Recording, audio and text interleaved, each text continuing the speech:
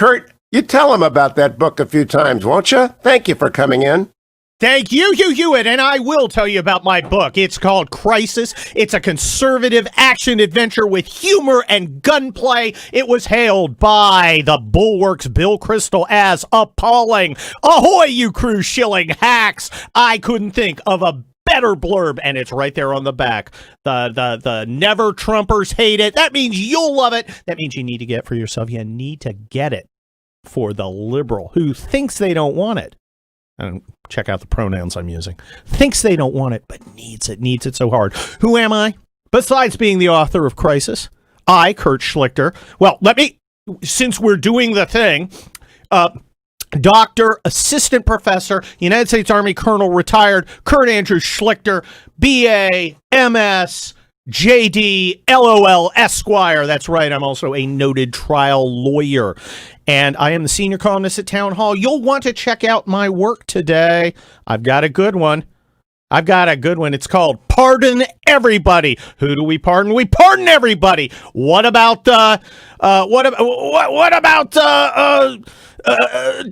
Eric or Don Jr.? Pardon him. What about Melania? Pardon him. What about Barron? Pardon him. Pardon everybody. It's a great column. It's very popular. People are talking about it. They're laughing, they're crying, they're sharing feelings, and that's what we're going to be doing here for the next 3 hours. What a lineup we have. Representative Chip Roy of Texas, Michael Oren, Senator Rick Scott, one of my favorites, even though he was in the Navy. We won't hold that against him. My pal Ned Ryan, Senator Jim Talent, who is amazingly woke. We've got David Limbaugh and Tom Emmer, the genius who put together the congressional counterattack that has come so tantalizingly close to taking the House back from that ubiquitous harridan, Nancy Pelosi. That wasn't nice. Kurt, shame on you. It's a time of unity, people. It's a time of feelings. It's a time of love. It's Unity Fest 2020. Are you feeling unification curious, folks? I know I am. And I know Joy Behar is. Can we have cut 25 for some heavy-duty unity? I mean, what do you think Mitch is up to here, Joy? Was he sincere, or was he concerned about you-know-who? What do you think the story is? Well, I don't know what he's up to because I'm not a criminal profiler. But it looks as though what he's doing right now is putting him in a corner with the Georgian Republicans who are Trump supporters, because now he's saying the truth, which, by the way, he gets no credit for saying the truth. Putting him in a corner, putting Mitch McConnell in a corner. Nobody puts the murder turtle in a corner, especially here on the Hugh Hewitt radio program, and definitely not with guest host Kurt Schlichter. That's me.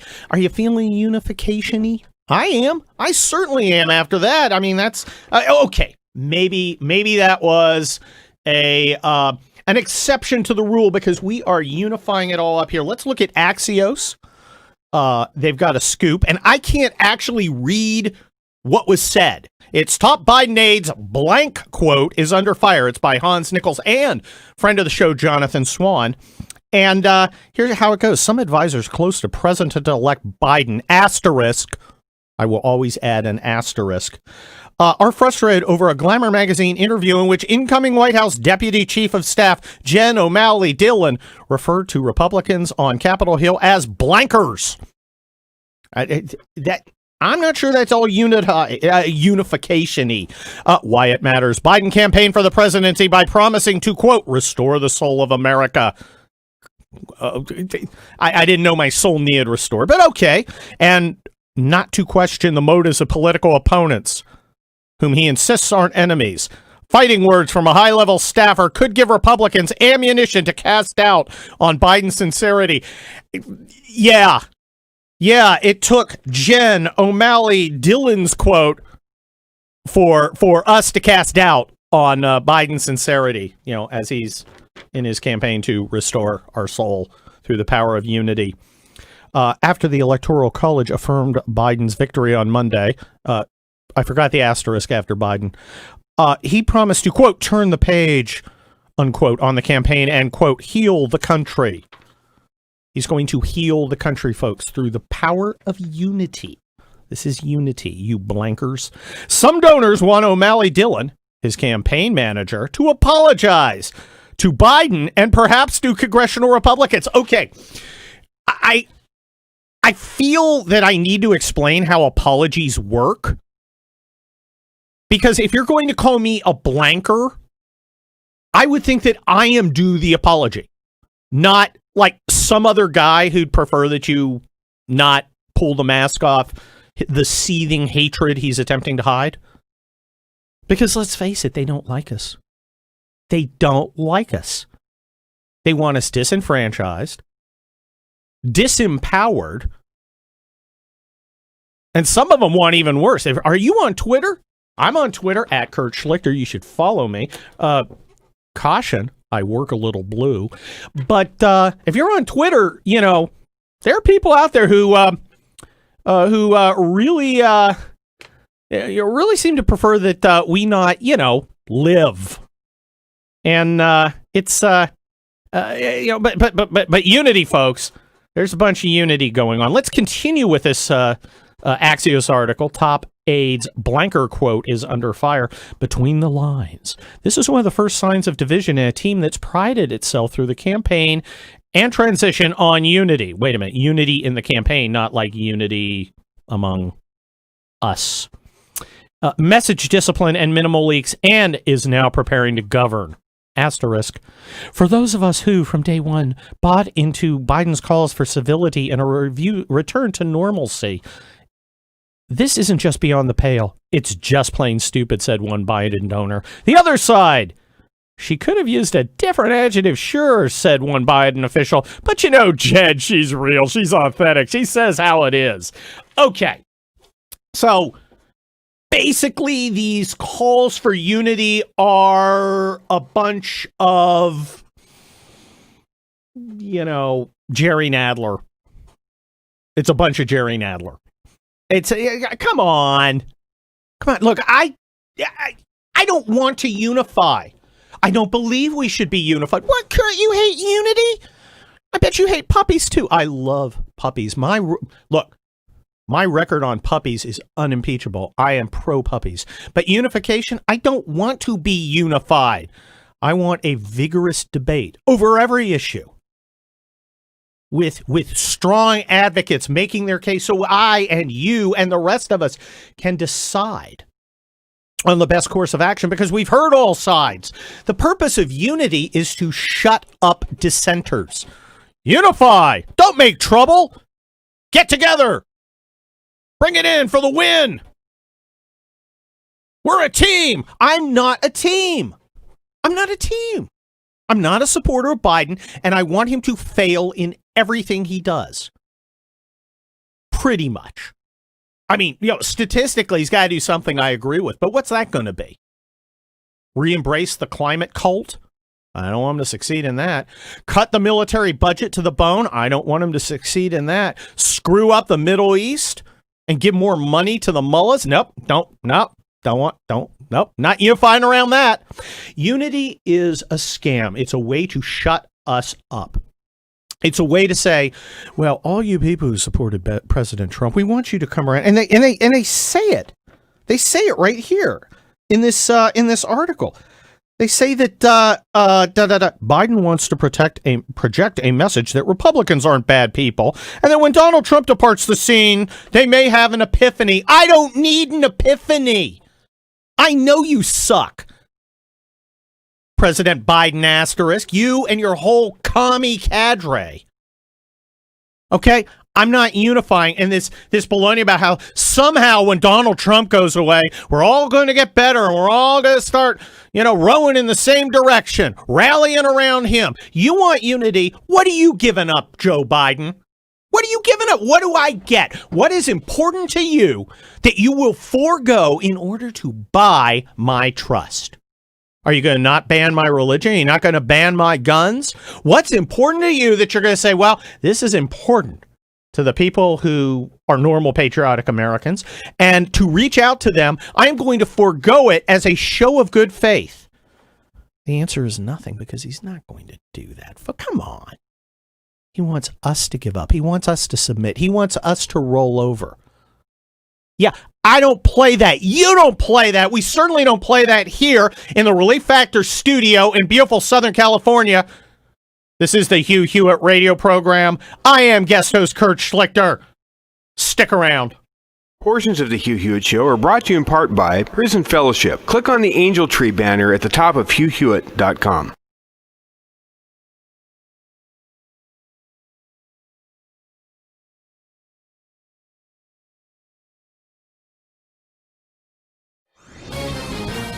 This is Lonnie Chen of the Hoover Institution for Townhall.com.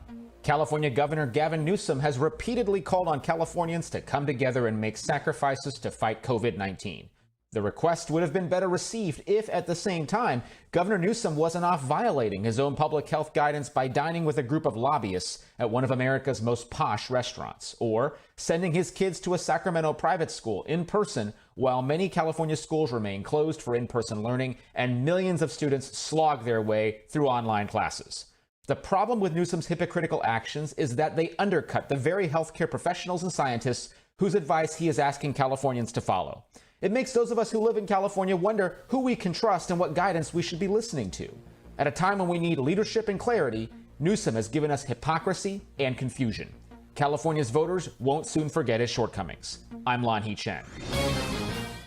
The Pepperdine Graduate School of Public Policy, impacting policy decisions today, preparing public leaders for tomorrow. Learn more at publicpolicy.pepperdine.edu. Hi there, it's Hugh Hewitt for Angel Tree. Let me ask you to think about a child waking up on Christmas without a present underneath their tree. Indeed, there might not be a tree there at all. That's what happens to 2.5 million children who have one or both parents in prison every single year. Angel Tree steps forward and for $220 can provide 10 of those children with a present, with a Christmas, and with a gospel message.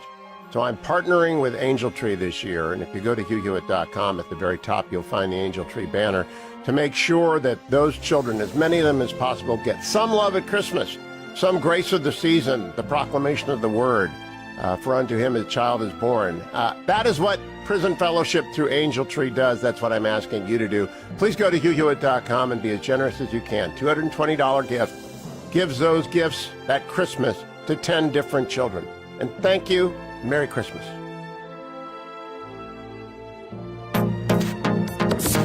Trending now on The Larry Elder Show. What could we have done to change the outcome? Now, what the Democrats did was to use the coronavirus as an excuse to loosen election rules, to make it easier and easier for people to vote, make it easier and easier for election fraud to be committed. And many of the things that they did were perfectly legal, underhanded but perfectly legal. Now, the previous election cycle, the Republicans lost 4 seats in Orange County, a county that used to be reliably Republican, got wiped out in Orange County, largely because the Democrats employed a tactic known as ballot harvesting. Legal, underhanded, but it allows votes to be turned in later on if you've assisted a voter in filling out his or her ballot. Now, obviously, assisting somebody filling out his or her ballot is wrought with potential for fraud, but the Democrats pulled that off, and they ended up snatching victory from the jaws of defeat for these races. So what do Republicans do? They didn't go BMW. They figured out what the Democrats did and engaged in the same kind of tactics. And guess what? All 4 of those seats are now back in Republican hands. So that's what we ought to be doing. I told you before that the Democrats' secret weapon was they got everybody who could fog up a vote to fog up a mirror to vote. And in my opinion, most people who've never voted are very likely Democrats. I think more Republicans are far more motivated, far more aware of what's going on than your average Democrat. And therefore, the average non-voter or seldom voter is very likely to be a Democrat. And Democrats knew that and went out to get them. Well, there are a lot of them who are Republicans, though. And did Republicans try and go out and get those? Figure out what these guys did and make the arguments persuasive. Keep up with what's trending. Subscribe on YouTube today. Trending now on The Dennis Prager Show. Over time, I believe the amount of cheating that took place will become clearer. Although it's going to become more and more difficult. Why weren't the machines impounded immediately, as an example? There are so many questions. I don't know absolutely for certain what happened. I acknowledge that. But when people have the means, the goal, and the morality to do something, they'll do it.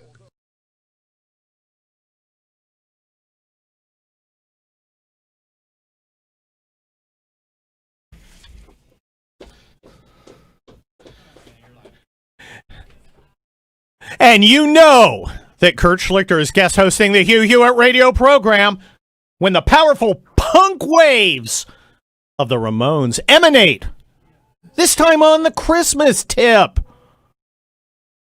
Hey, Adam, do we have any good Kwanzaa music?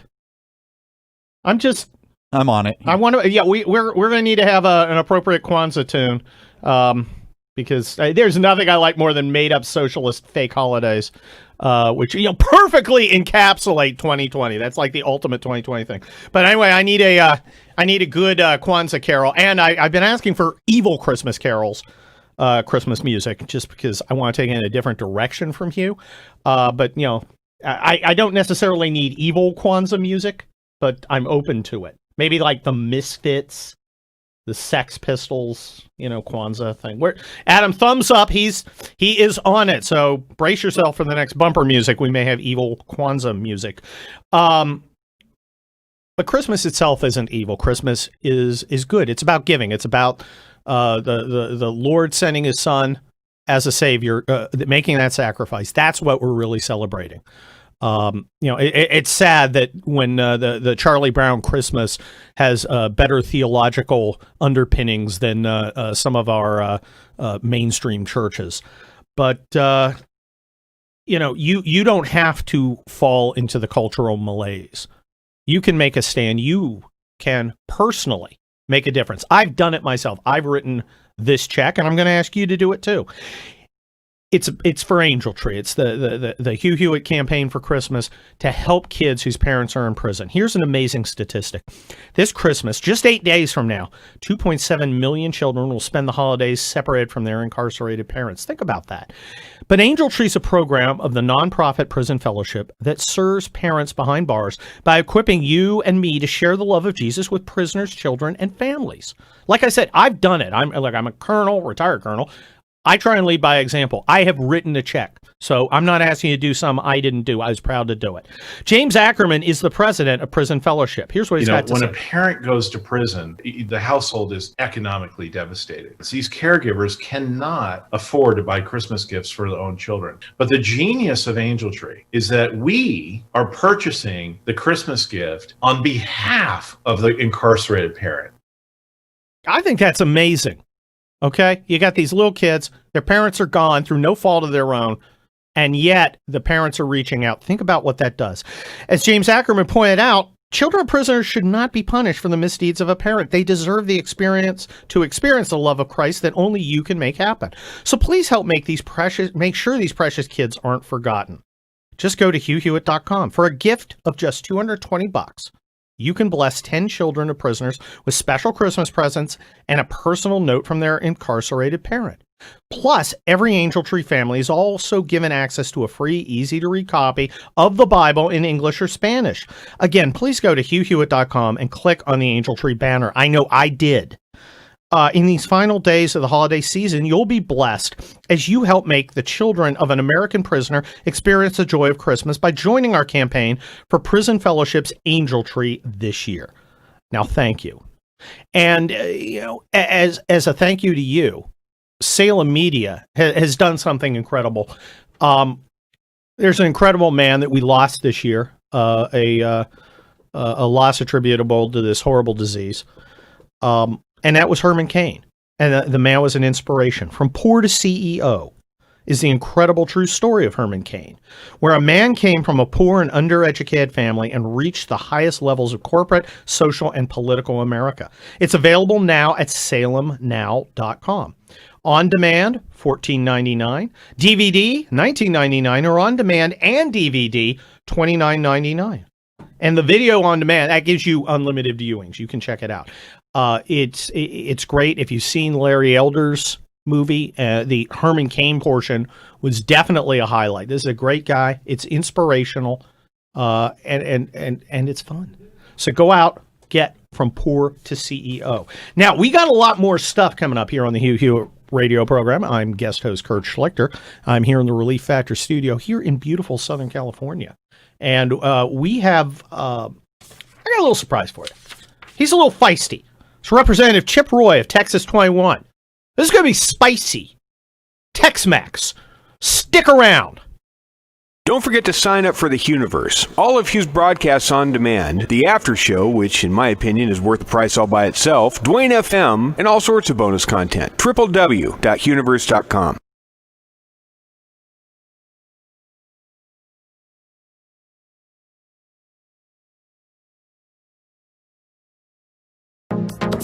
Trending now on the Mike Gallagher Show. What do you make of a city like Minneapolis, Minnesota, that slashed the police budget by millions of dollars last night? It was a unanimous vote. These kooks originally voted to abolish the police department altogether. I'm going to give you some numbers, because this is very real here in Georgia, too. How pro-police do you think Raphael Warnock is? How pro-police do you think John Ossoff is? How pro-police do you think today's Democrats are? In Minneapolis, where we have a lot of listeners, here are some numbers that I want to share with you. There have been 532 gunshot victims so far this year. 532. More than double the same period a year ago. Carjackings are up 331% from the same period last year. They've had hundreds of carjackings in the streets of Minneapolis. Violent crimes have surged to 5,100 crimes. And what did Minneapolis City Council do? Unanimously voted to slash the Minneapolis Police Department's budget by $8 million. Supposedly, they'll take the money and funnel it to other city services, including mental health teams and violence prevention programs, as they try to, quote, transform police. Keep up with what's trending. Subscribe on YouTube today. This is Lonnie Chen of the Hoover Institution for townhall.com. California Governor Gavin Newsom has repeatedly called on Californians to come together and make sacrifices to fight COVID-19. The request would have been better received if, at the same time, Governor Newsom wasn't off violating his own public health guidance by dining with a group of lobbyists at one of America's most posh restaurants, or sending his kids to a Sacramento private school in person while many California schools remain closed for in-person learning and millions of students slog their way through online classes. The problem with Newsom's hypocritical actions is that they undercut the very healthcare professionals and scientists whose advice he is asking Californians to follow. It makes those of us who live in California wonder who we can trust and what guidance we should be listening to. At a time when we need leadership and clarity, Newsom has given us hypocrisy and confusion. California's voters won't soon forget his shortcomings. I'm Lonnie Chen. The Pepperdine Graduate School of Public Policy, impacting policy decisions today, preparing public leaders for tomorrow. Learn more at publicpolicy.pepperdine.edu. Hi there, it's Hugh Hewitt for Angel Tree. Let me ask you to think about a child waking up on Christmas without a present underneath their tree. Indeed, there might not be a tree there at all. That's what happens to 2.5 million children who have one or both parents in prison every single year. Angel Tree steps forward and for $220 can provide 10 of those children with a present, with a Christmas, and with a gospel message. So I'm partnering with Angel Tree this year, and if you go to HughHewitt.com, at the very top you'll find the Angel Tree banner to make sure that those children, as many of them as possible, get some love at Christmas, some grace of the season, the proclamation of the word, for unto him a child is born. That is what Prison Fellowship through Angel Tree does. That's what I'm asking you to do. Please go to HughHewitt.com and be as generous as you can. $220 gift gives those gifts at Christmas to 10 different children. And thank you Merry Christmas. Trending now on The Charlie Kirk Show. The rich are richer. Google and Facebook are more powerful than ever before. Normal people have had their voice suppressed. Anywhere between 250 to 275 to 300,000 people have died from the Chinese coronavirus. The lockdowns have killed dreams, ambitions, and human beings through suicide and other means. How did all of this happen? Aristotle famously said that we are the speaking beings. If we do not have the ability to speak and communicate, we are no different than the animals of the wild. Aristotle was a scientist. Some would call him an empiricist. It's not a perfect categorization, but he cared about what was happening in the natural world, where Plato cared about what was happening in the clouds, the space of ideas. Aristotle cared a lot about what was actually provable and based in reason. That's why he is called just the philosopher in a lot of traditions. So when you're not able to speak, when you're not able to spread ideas, don't be surprised when your entire civilization starts to unravel.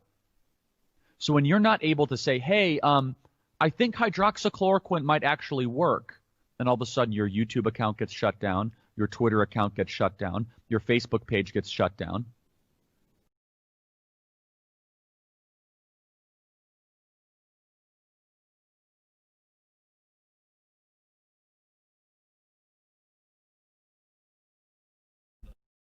Wow. This is Kurt Schlichter, guest hosting here on the Hugh Hewitt radio program. We took things in a different direction. Adam found me please turn that off, a Kwanzaa carol. And like the fake pagan commie holiday itself, it was a nightmarish experience straight from the depths of hell. Please destroy that track and never play it again, ever. Unless it's somebody who's guest hosting that you hate, which, they talk about me when I'm not here, right? Schlichter was here yesterday and he left the place on fire. And, the only thing could have been worse in that cramped little radio room is if Eric Swalwell was in there. And speaking of congressmen, I have one who's actually good. A guy from the Lone Star State, a real fighter. He is woke and he's ready for action, especially on COVID. From Texas' 21st District, Congressman Chip Roy. How are you doing, Congressman? Good morning, Kurt. Happy Kwanzaa to you, my friend. Yeah, well, I love to share communist values at the during this special time. There's nothing we need more than Jesus-free paganism. Oh, wait. Yes, we need everything more, literally everything. Nothing is more woke 2020 than a made-up crazy communist holiday for people to run around celebrating. By a guy convicted of sexual assault. So that makes it even invented by that guy. It makes it even better. But let's get right into it. You are one of our congressional fighters over COVID insanity. I saw on your Twitter feed, which I think everybody should follow. You are at, hold on, I'm going to get this thing, Chip Roy TX. You quoted my pal, Chef Andrew Gruel from here in Orange County, California. And he pointed out something that was very important, that transmission is very, very low at small businesses like restaurants, yet that's where the entire burden is being placed. Why do they want to destroy small business?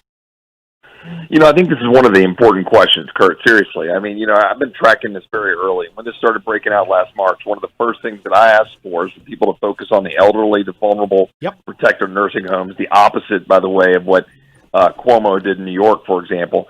But what the left has done is going around trying to do lockdown, shut everybody down.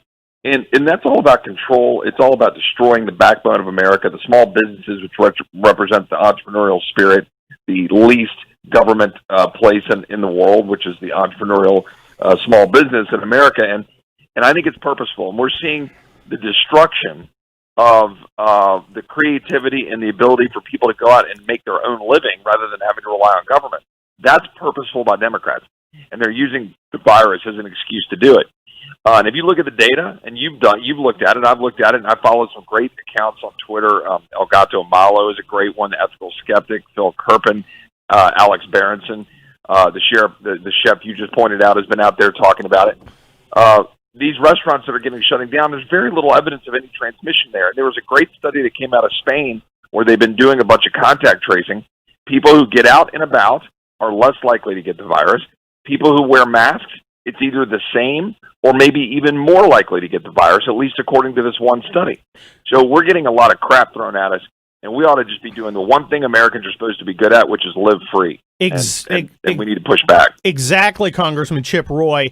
Look, we are not virus deniers. I mean, the liberals are science deniers because they don't look at those statistics and they don't act on them. But we are not virus deniers. You are a cancer survivor. Yep. And I had COVID. I caught it defending the president's in Nevada following that horrible, disastrous election. But it's very clear that we need to approach this in a different way. We've been doing the same thing for 11 months, and it's failed, and their answer seems to be, let's do more of it. And even with the vaccine, as you tweeted out, there's some scientist out there who's like, well, even after you get the vaccine and you're immune, and I'm immune. I mean, I'm actually giving antibodies on Monday. But he's like, well, we still need to wear masks. What? That's just crazy.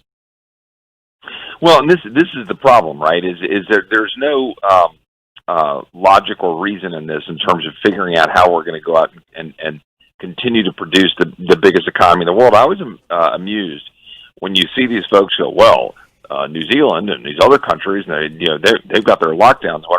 Guys, the entire world depends on the United States of America functioning, right? Studies that show that like 150 million people are going to go hungry around the world because our economy isn't cranking out at the same level it normally cranks.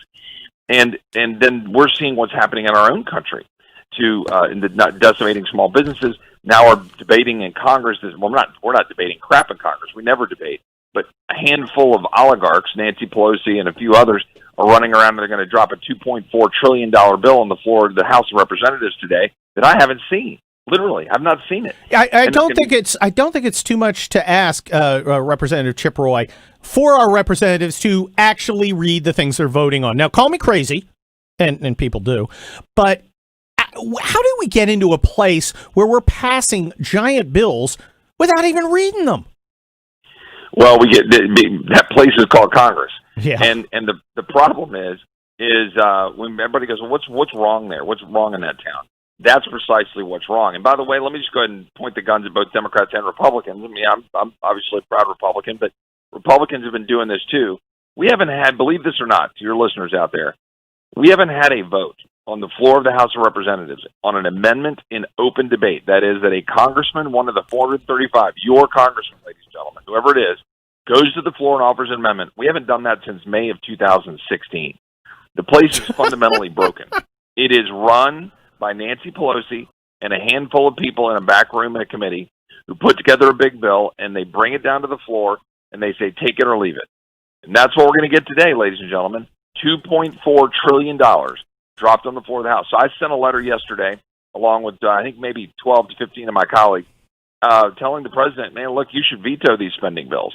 Don't think twice about it. I know he's going to veto the NDAA bill, the defense bill, and I know you're a veteran, and you understand why I don't want to vote against a defense authorization bill, but we have to because it's chock full of a chief diversity officer, all sorts of restrictions. Well, that'll help defeat the Chinese. Exactly. The essential unseriousness of America's military is a crisis right now. But let me ask you, Representative Chip Roy. I'm a small business owner too. The PPP has been a huge benefit to us. And I don't think it's, I'm a hardcore conservative. I don't think it's unreasonable when they say, you've got to shut down. Fine. Right. You've got to help me bear the cost, and we need to spread around. If you're asking me to spread, to bear the whole cost, that's unfair. Yep. There's a lot of talk out there among small business people about PPP taxability. What is the status of the move to make that money non-taxable so you don't get a big chunk of money that you spent keeping your people employed? I kept every one of my folks employed, even when they didn't have enough work to do. What is there any talk or discussion of that? Well, I'm glad you asked. This is something that's near and dear to my heart. I represent a bunch of restaurants and a bunch of small businesses in Texas 21. And so in the summer, I worked actually across the aisle of all things. We passed the PPP Flexibility Act, which extended it and gave more flexibility for all you small business owners to be able to take advantage of it and stay alive. And by the way, for conservatives out there, look, I don't like big spending bills, but as you said, governments are shutting down businesses. This is like a taking, right? Yes. This is borderline regulatory taking. Yes, You've exactly. got government acting, taking away your livelihood. So, of course, government has to make you whole. So I've been fighting like hell for that. Now, this is one where I depart a little bit from the administration. Treasury Secretary Mnuchin has been the lead advocate against allowing you all to deduct the expenses you normally deduct when it's being deducted against the PPP flexible, forgiven loans. And I disagree with that wholeheartedly. It's like the whole point of the forgiveness and the PPP was you guys were getting screwed by government. Yes. And we got to maintain and allow the deductibility. So I've written a letter to Mnuchin. I've called Mnuchin. I've called the White House.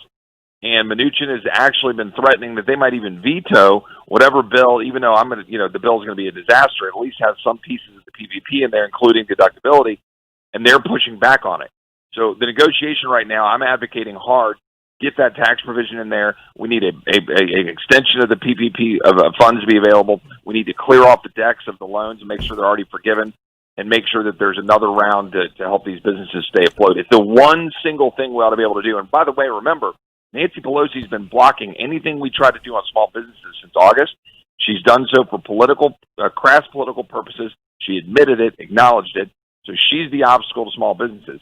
But Steve Mnuchin needs to get out of the way of this tax issue. I think he's nerding out on GAAP accounting, and this isn't GAAP accounting. This is a taking. Somebody needs to grab him by, his tailored collar and say, look, you little weasel. You are shafting the heart and soul of the Republican Party, the heart and soul of America. You have asked us not to do business, not to be able to feed our families, yet to continue to support your employees. We did that. Now it's your turn. But let me turn to a subject that might be a little more fun. How well do you think Republicans are going to do in 2022? Well, look, I think Republicans will do great in 22 if we get out and lead and we go out and give the American people a reason to get behind Republicans. And I think the reason and the way we got to do that is stop doing the bull crap in Washington, D.C., right?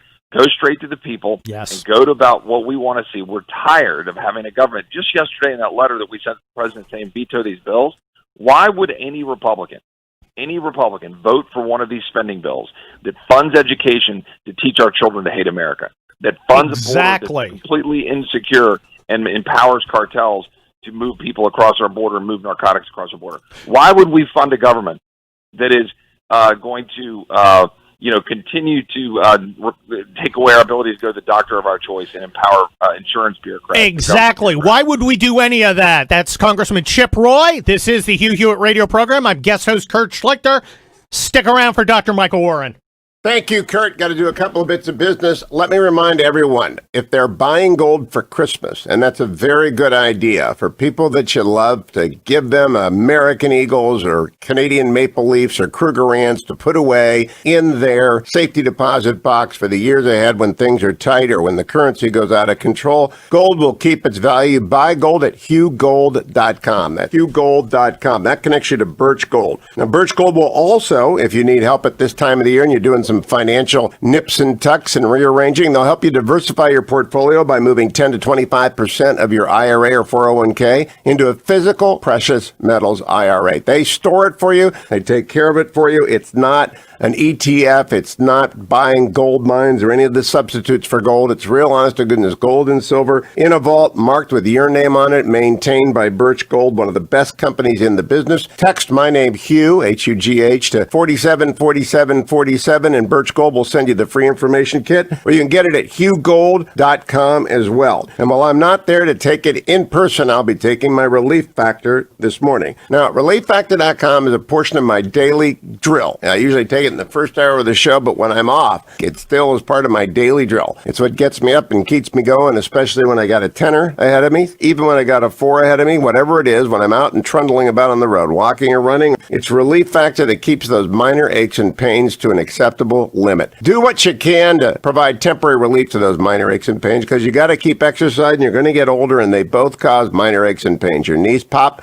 your ankles hurt, your shoulder. You're doing different things this time of the year, getting packages down, putting up Christmas trees, and straining your back in 100 different ways. ReliefFactor.com is what you ought to be taking. That's what you need. ReliefFactor.com. Go to their website. $19.95 gets you started, and then come right back here for more of Colonel Kurt Schlichter on The Hugh Hewitt Show. Portions of the Hugh Hewitt Show are brought to you in part by Prison Fellowship. Click on the Angel Tree banner at the top of HughHewitt.com.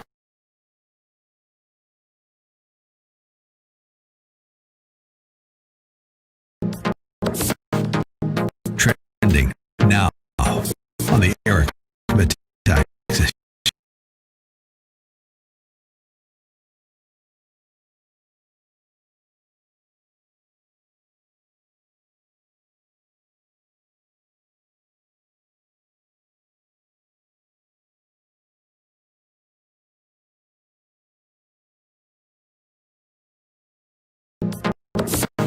Trending now on the Eric Metaxas Show.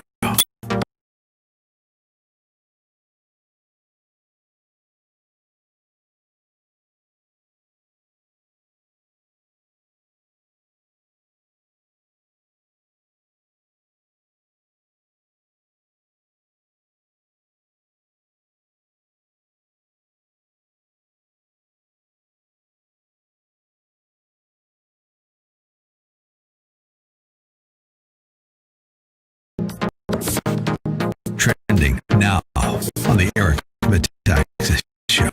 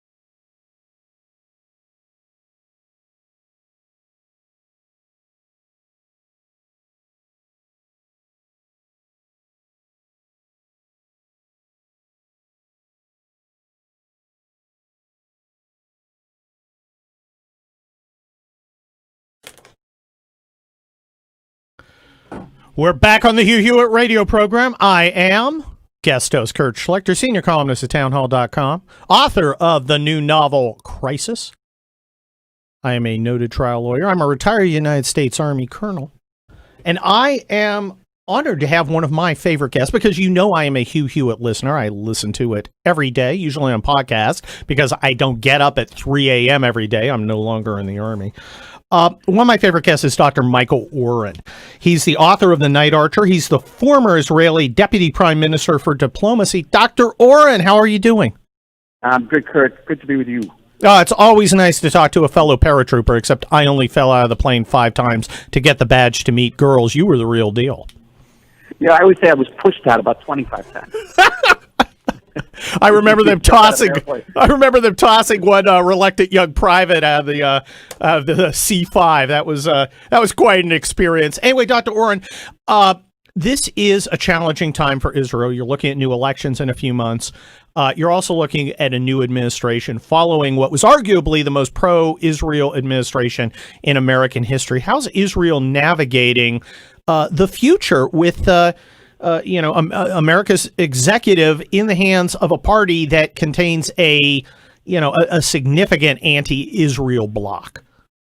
Well, it's a course of some concern. Listen, I knew Joe Biden quite well as ambassador in Washington. I know most of his staff, whether Tony Blinken, his Secretary of State, Jake Sullivan, his National Security Advisor, knew them quite well politically and personally, and they're all very pro-Israel. We're going to have some policy differences, no question about that. On the Palestinian issue, they're going to ditch the Trump peace plan, which I believe is the best peace plan this region's ever seen. It's a shame, actually a tragedy for the Palestinians. They'll go back to the plan on 67 borders with swaps and Palestinian capital in East Jerusalem. No one's going to implement that. The Palestinians don't have a leadership that's even able to implement, even if they wanted to. And there's been a tremendous progress in peace in the Middle East, with Israel now having peace agreements with 4 Arab countries. It's extraordinary, and I hope that momentum will be lost. The biggest issue is going to be Iran.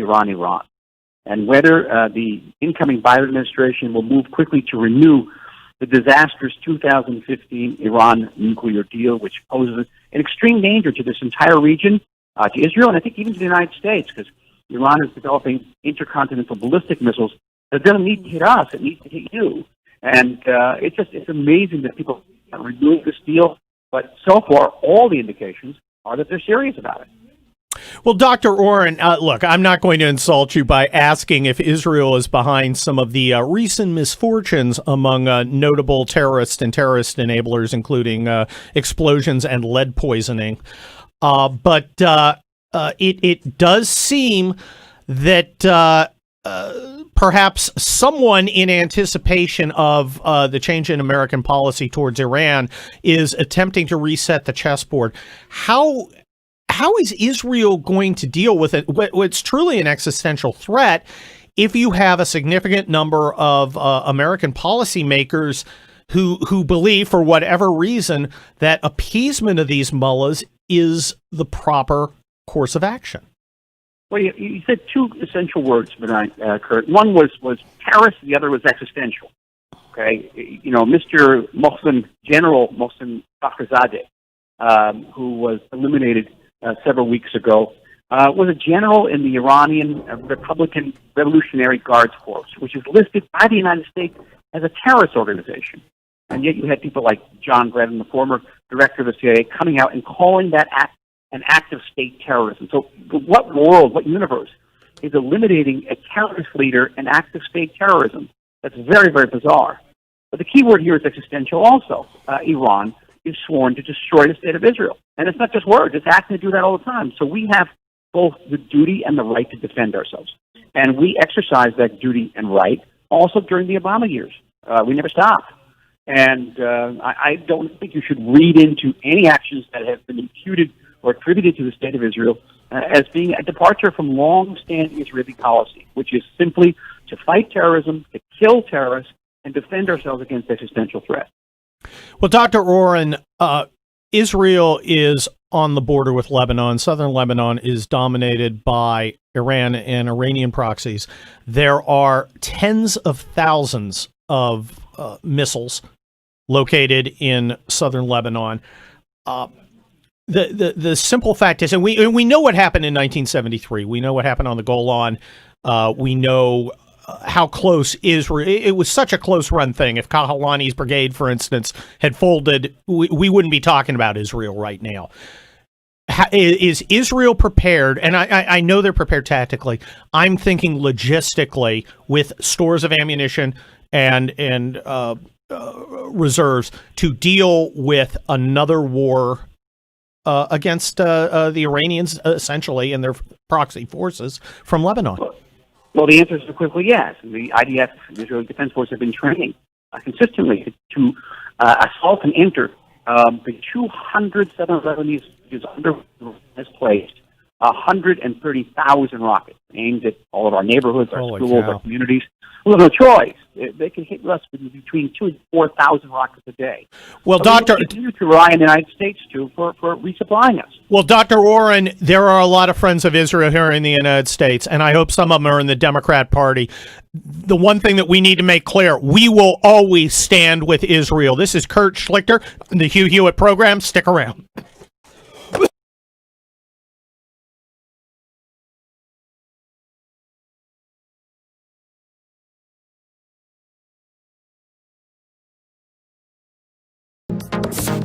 Trending now on the Eric Metaxas Show. Last week on Sunday, you had a Republican judge in Michigan say to the Giuliani team that a third-party audit could go forward in Anne Arundel County. Why is that important? Anne Arundel County is where the 6,000 votes went from the Trump column to the Biden column. It was nearly a full 33% of the county that got switched in that. And we discovered it through a hand signature audit of the county that the Republican Party. Antrim, Michigan? Yes. And it was the first place, Eric, where we first heard the word Dominion voting. It was in that county. It was in that flip. It was in that switch. At the time, the Secretary of State in that state said that it was a clerical error, that a clerk made the mistake. And then they shut off all discussion of it. Well, a judge said, it's okay, you guys can go in and do a forensic examination of 22 voting machines there in Anne Arundel. That was concluded last Sunday, a week ago. We were told we would get results last Tuesday. As of Friday, we were still awaiting those results, and the Attorney General in the state of Michigan had intervened, gone to the court and said, please side with us that they may not disclose the results of those audits. Now, why is that important? Well, the lead attorney for the independent audit team says that they saw conclusive proof that it wasn't a clerical error, that there was a computer connected to the tabulation system, and that it was actually provable through the forensic audit that a computer switched the votes. And it was only through the hand recount, comparing signatures, they went to full signature recount, that they were able to establish what had really been the will of the voters in that county. Keep up with what's trending. Subscribe on YouTube today. Trending now on America First with Sebastian Gorka. Let's look at the last 4 years. Let's look at the last 40 years. And ask the question that a former communist revolutionary asked: what is to be done? Well, that question must be approached with an adequate understanding of what happened 4 years ago in 2016.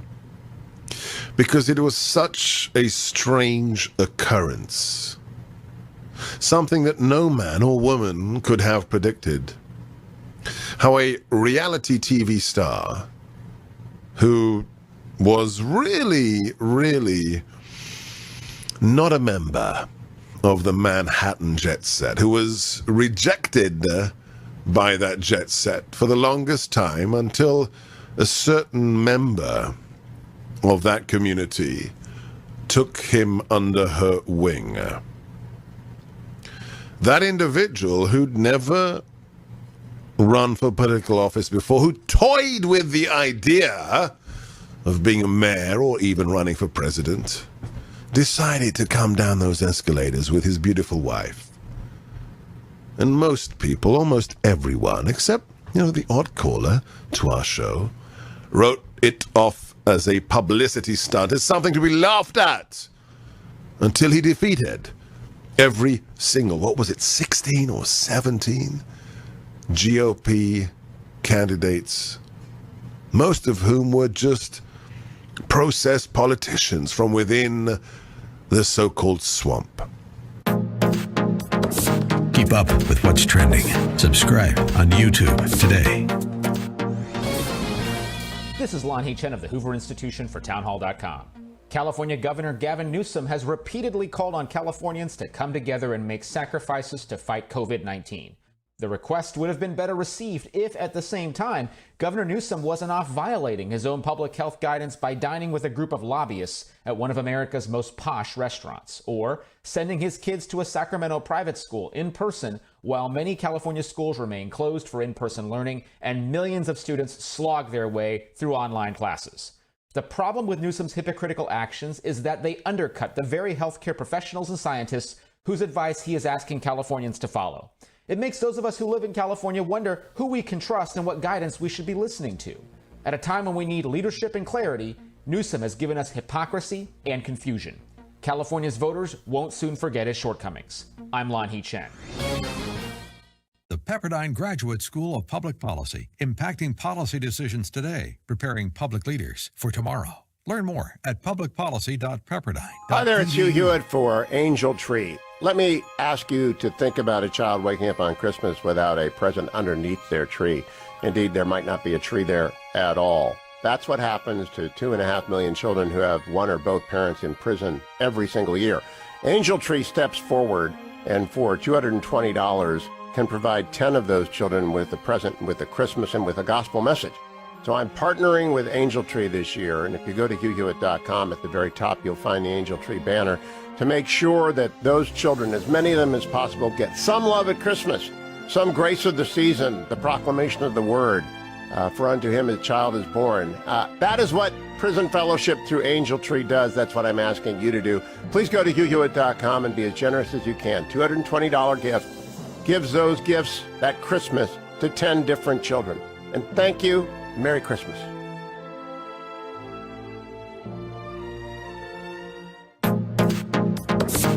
Trending now on The Larry Elder Show.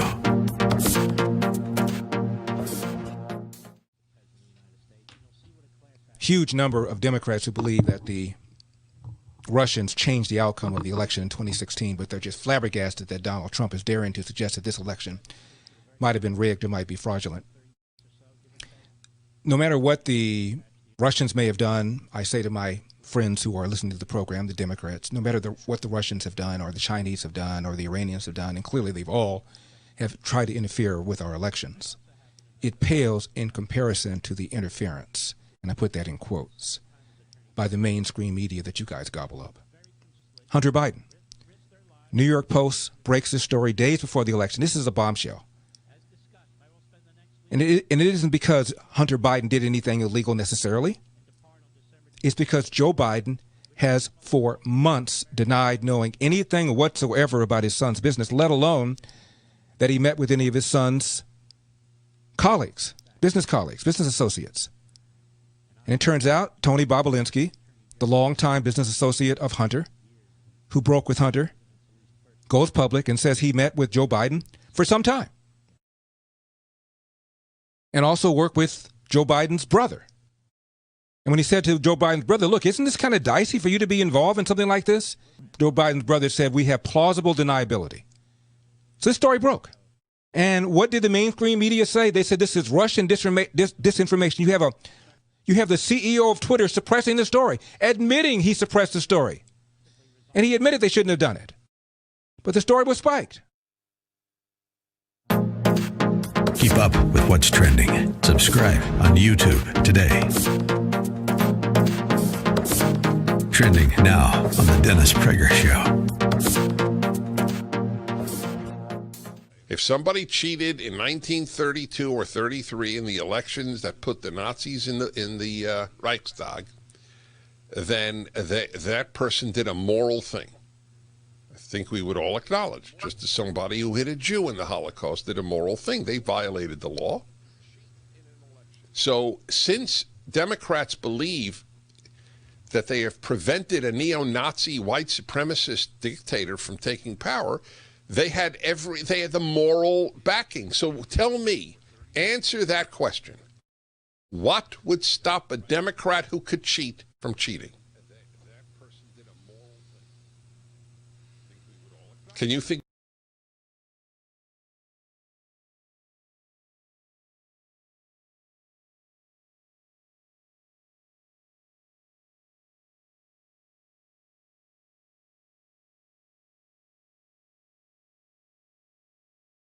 Morning, Glory America. It's Hugh Hewitt. Kurt Schlichter is in for me this morning. I'm still on vacation. Kurt's not. He's working overtime. Got a book to sell, you know.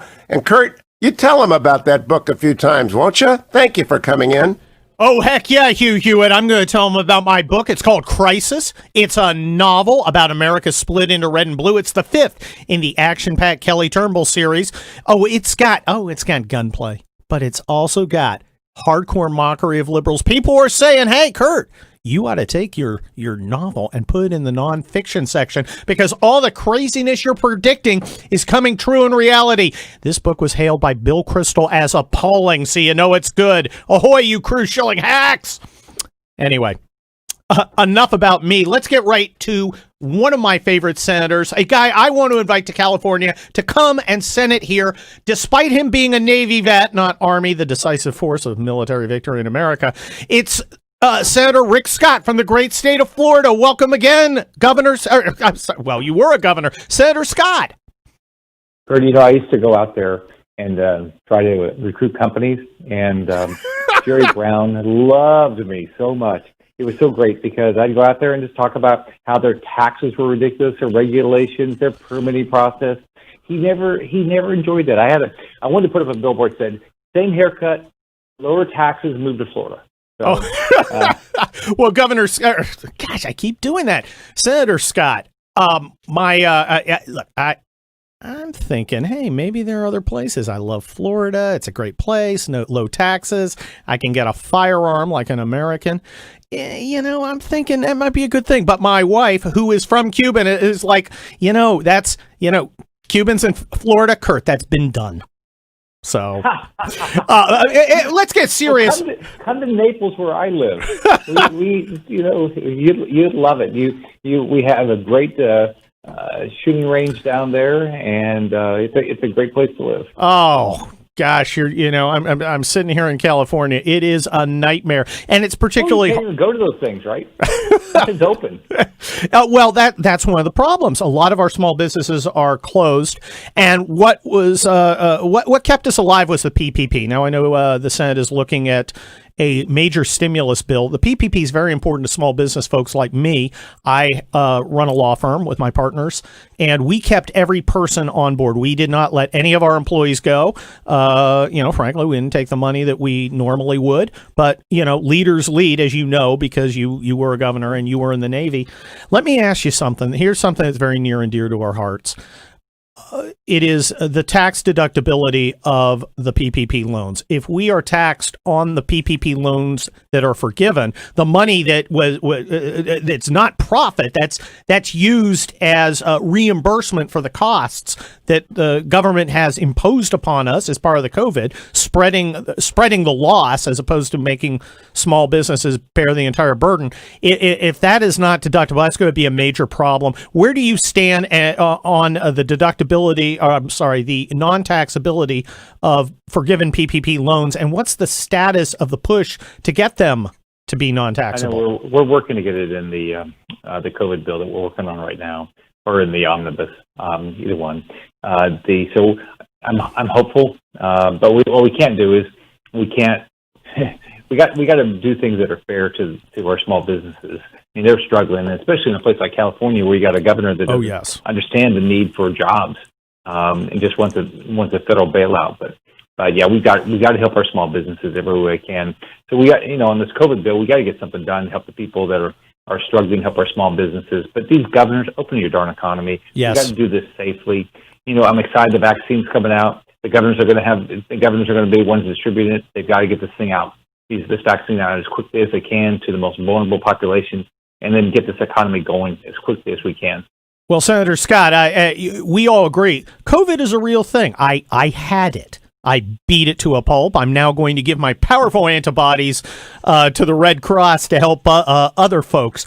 But with the vaccines coming and millions and millions of us having cheated that 99.95 survival rate, it is time to reopen. But let's shift a little here. I want to talk about Georgia. How are you feeling about Georgia? And you got any inside scoop on that vital race for control of the Senate?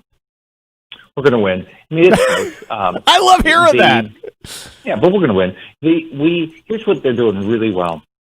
One, we've got good candidates, and Georgia understands that if Schumer's the majority leader, then everything. I mean, he's already said it. He's going to change the country. That means he's going to pack the Supreme Court. So he's going to infringe on your First and Second Amendment rights. He wants a Green New Deal, which will cost us he'll ruin the whole economy. And it costs us 5 times our annual GDP. He wants Medicare for all, which basically ruins the Medicare program and kicks 150 million people off to private health care. I mean, he doesn't care about law enforcement. So that's why we have to win. And Georgians, I think, know that. We have a really good ground game. And by the way, I was talking to some people in California. They are sending postcards to all their friends that have moved to Georgia to say, remind them, don't vote for what they did in California. Don't you left here because you didn't like California. Don't do the same thing to yourself over in Georgia. So I think we got a great grassroots program. We're getting our vote out. I think we're gonna do really well. But everybody's got to work hard. I'm in a state that it's hard to win. So you got to have a great grassroots, and they're doing it in Georgia. Well, Senator Rick Scott, you can make a lot of people listening today breathe a sigh of relief by telling us that Cocaine Mitch McConnell is taking a personal interest in Georgia because that guy gets stuff done. Is the majority leader? He's involved. Oh yes. So he's doing a really good job. The National Republican Senatorial Committee's doing a really good job. But I'll tell you what, everybody cares about this. The people, we're raising money. We have 1,000 paid staffers working with. I think David produced it the other day. 40,000 volunteers to get the vote out. And so if we get a vote out, just like in my races in Florida, we win. And I think people are going to turn out.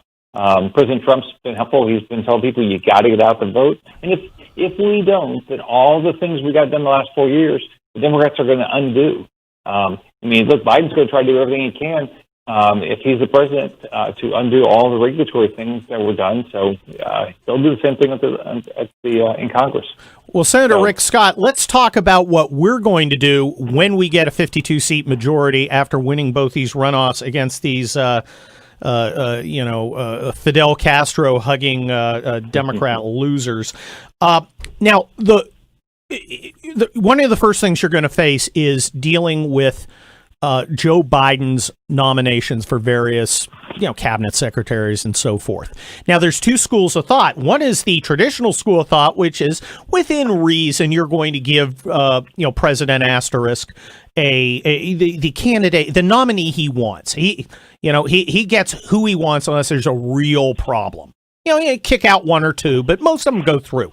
The other school is a school of thought that Chuck Schumer put into effect, which is I'm just going to drag my fingernails across the chalkboard, not give anything. I'm going to fight everywhere. I'm going to be an obstructionist. I'm going to try and cripple the administration. Now, game theory teaches the best way to teach people to cooperate and graduate is to retaliate massively when somebody does something like that, when somebody obstructs.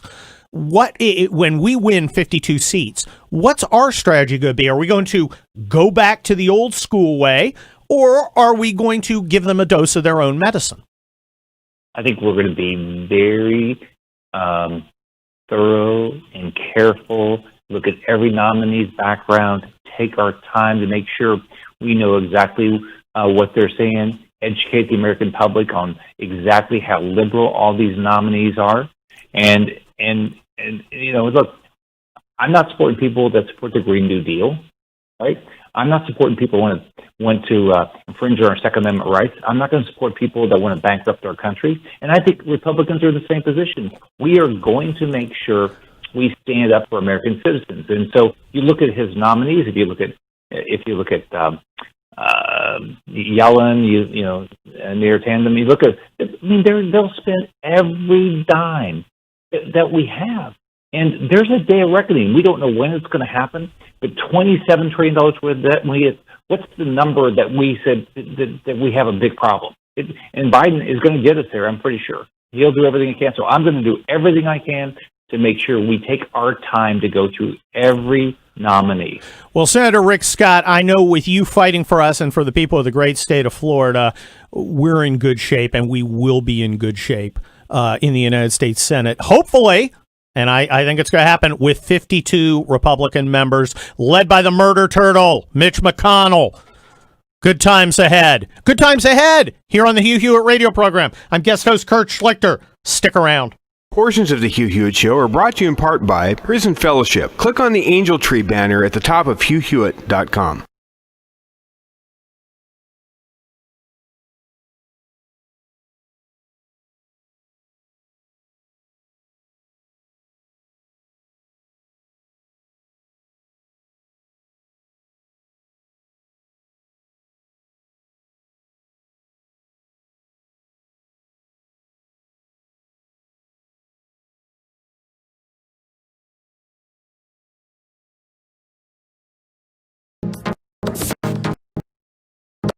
Trending now on America First with Sebastian Gorka. Let's look at the last 4 years. Let's look at the last 40 years. And ask the question that a former communist revolutionary asked: what is to be done? Well, that question must be approached with an adequate understanding of what happened 4 years ago in 2016. Because it was such a strange occurrence. Something that no man or woman could have predicted. How a reality TV star who was really not a member of the Manhattan jet set, who was rejected by that jet set for the longest time until a certain member of that community took him under her wing. That individual who'd never run for political office before, who toyed with the idea of being a mayor or even running for president, decided to come down those escalators with his beautiful wife. And most people, almost everyone, except, the odd caller to our show, wrote it off as a publicity stunt, as something to be laughed at, until he defeated every single, 16 or 17 GOP candidates, most of whom were just processed politicians from within the so-called swamp. Keep up with what's trending. Subscribe on YouTube today. This is Lonnie Chen of the Hoover Institution for townhall.com. California Governor Gavin Newsom has repeatedly called on Californians to come together and make sacrifices to fight COVID-19. The request would have been better received if, at the same time, Governor Newsom wasn't off violating his own public health guidance by dining with a group of lobbyists at one of America's most posh restaurants, or sending his kids to a Sacramento private school in person while many California schools remain closed for in-person learning and millions of students slog their way through online classes. The problem with Newsom's hypocritical actions is that they undercut the very healthcare professionals and scientists whose advice he is asking Californians to follow. It makes those of us who live in California wonder who we can trust and what guidance we should be listening to. At a time when we need leadership and clarity, Newsom has given us hypocrisy and confusion. California's voters won't soon forget his shortcomings. I'm Lonnie Chen. The Pepperdine Graduate School of Public Policy, impacting policy decisions today, preparing public leaders for tomorrow. Learn more at publicpolicy.pepperdine.edu. Hi there, it's Hugh Hewitt for Angel Tree. Let me ask you to think about a child waking up on Christmas without a present underneath their tree. Indeed, there might not be a tree there at all.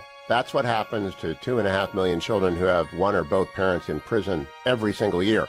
Angel Tree steps forward and for $220 can provide 10 of those children with a present, with a Christmas, and with a gospel message. So I'm partnering with Angel Tree this year, and if you go to HughHewitt.com, at the very top you'll find the Angel Tree banner to make sure that those children, as many of them as possible, get some love at Christmas, some grace of the season, the proclamation of the word. For unto him a child is born. That is what Prison Fellowship through Angel Tree does. That's what I'm asking you to do. Please go to HughHewitt.com and be as generous as you can. $220 gift gives those gifts at Christmas to 10 different children. And thank you. Merry Christmas.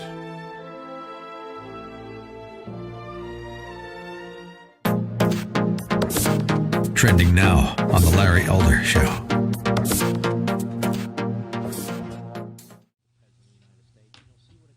Huge number of Democrats.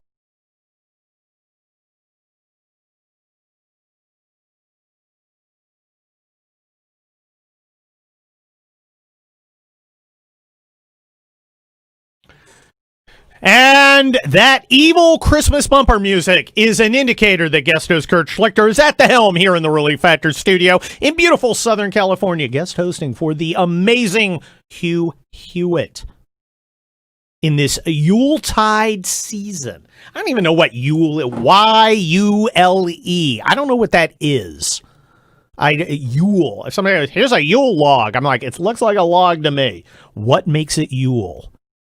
Okay, now I'm going down kind of a Jerry Seinfeld stand-up thing. What's the deal with airline food? What's the deal with Yule logs? Anyway, and let's not even start on the whole figgy pudding thing. But Christmas is more than just hack cliches, folks. Christmas is actually a very serious time because it represents God's gift to us of his own son, of a sacrifice for his people. And we recognize that by sacrificing ourselves. And I'm going to ask you to do a little sacrificing to help people, innocent people, who need your help. And I've done it. Look, I'm a retired United States Army colonel. I don't ask people to do something I haven't done. I have done it. I've written a check. Look, I'm part Scottish, okay?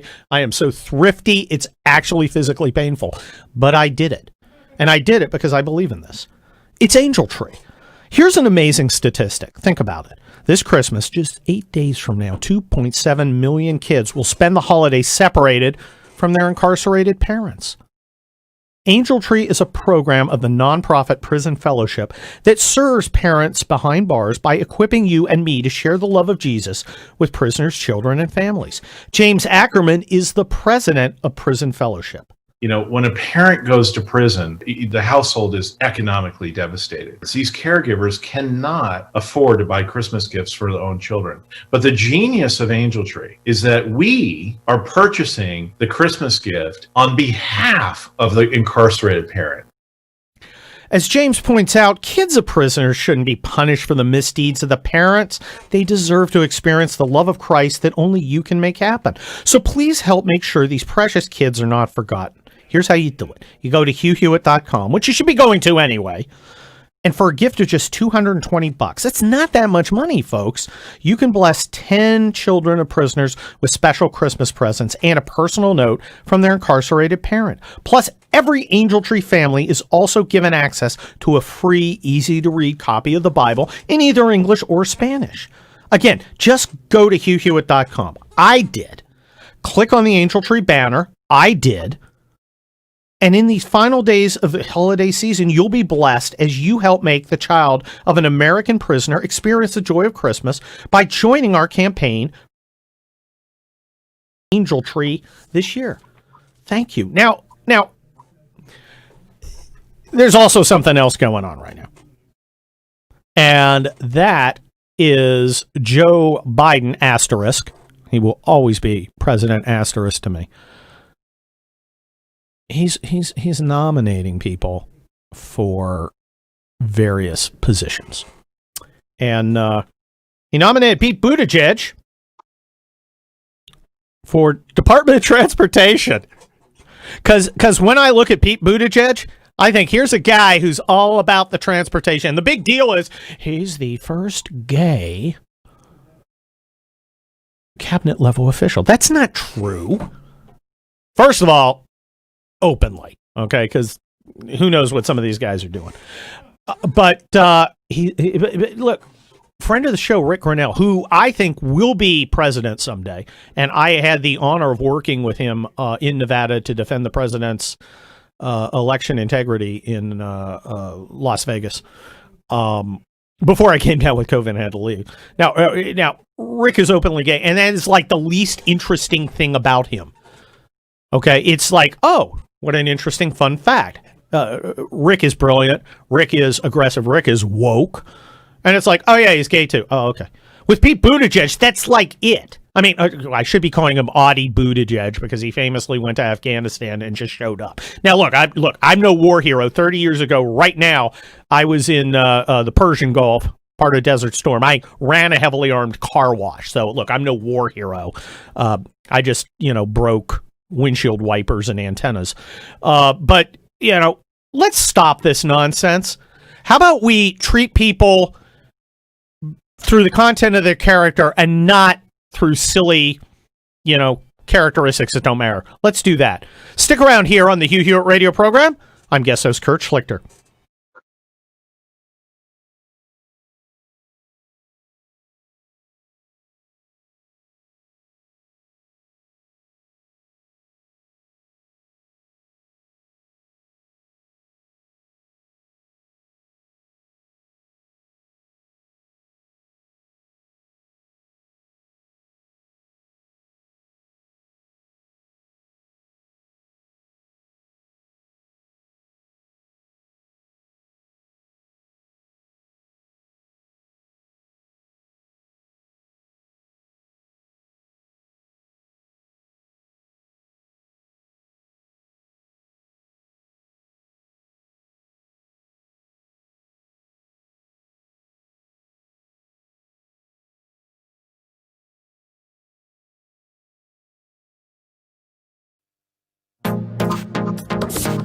Trending now on The Larry Elder Show.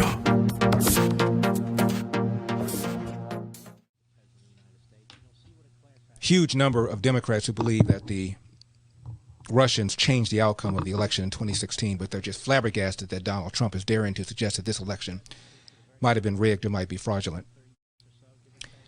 No matter what the Russians may have done, I say to my friends who are listening to the program, the Democrats, no matter what the Russians have done or the Chinese have done or the Iranians have done, and clearly they've all have tried to interfere with our elections, it pales in comparison to the interference, and I put that in quotes, by the mainstream media that you guys gobble up.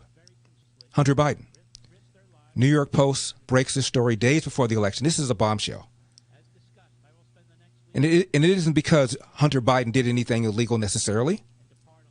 It's because Joe Biden has for months denied knowing anything whatsoever about his son's business, let alone that he met with any of his son's colleagues, business associates. And it turns out Tony Bobulinski, the longtime business associate of Hunter, who broke with Hunter, goes public and says he met with Joe Biden for some time. And also worked with Joe Biden's brother. And when he said to Joe Biden's brother, look, isn't this kind of dicey for you to be involved in something like this? Joe Biden's brother said, we have plausible deniability. So this story broke. And what did the mainstream media say? They said this is Russian disinformation. You have the CEO of Twitter suppressing the story, admitting he suppressed the story. And he admitted they shouldn't have done it. But the story was spiked. Keep up with what's trending. Subscribe on YouTube today. Trending now on The Dennis Prager Show. If somebody cheated in 1932 or 33 in the elections that put the Nazis in the Reichstag, then that person did a moral thing. I think we would all acknowledge, just as somebody who hit a Jew in the Holocaust did a moral thing. They violated the law. So since Democrats believe that they have prevented a neo-Nazi white supremacist dictator from taking power, they had the moral backing. So tell me, answer that question. What would stop a Democrat who could cheat from cheating? Can you think of one thing? Well, that's a fairly powerful argument. The fear of getting caught in a democratic state?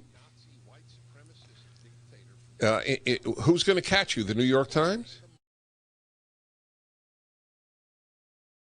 So it's very important that if you're open to reason, when people in charge can and believe they are morally impelled to cheat, they'll cheat. When you have the capacity to do so with vast numbers of ballots sent out that are not requested, then anything could happen. I don't know for a fact who won, right? I don't know. That is very unfortunate. I said at the very beginning, I wish Joe Biden had won. If he was going to win, I wish he had won without cheating. I wish Donald Trump had won. Joe Biden will make this country worse. Keep up with what's trending. Subscribe on YouTube today. Trending now on The Mike Gallagher Show. Listen to what Joe Biden said about the actions like the one we saw last night in Minneapolis to literally defund the police. But I also don't think we should get too far ahead of ourselves on dealing with police reform in that, because they've already labeled us as being defund the police. Anything we put forward in terms of the organizational structure to change policing, which I promise you will occur, promise you. Just think to yourself and give me advice whether we should do that before January 5th, because that's how they beat.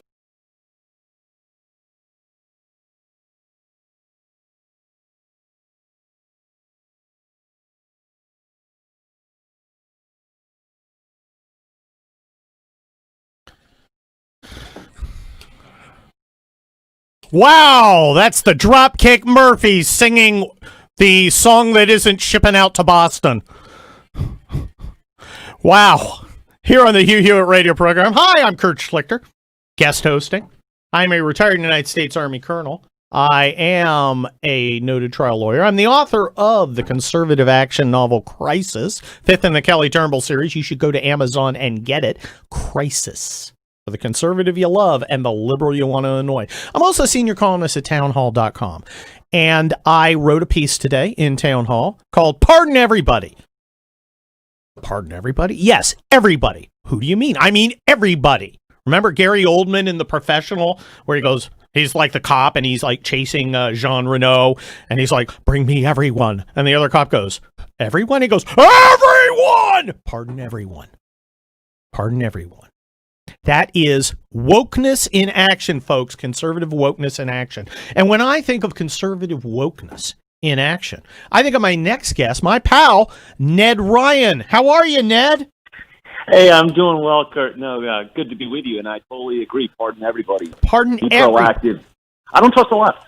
I think they will. Pardon everybody. Pardon everybody. I mean everybody. I mean Don Jr. I mean Melania. I mean Barron. I mean Hunter Biden. I would pardon him. I was having this conversation last night with one of my board members, in which the left will literally, as we have seen over the last 4 years, 5 years, basically create anything out of whole cloth to pursue their political enemies and destroy them. Yes.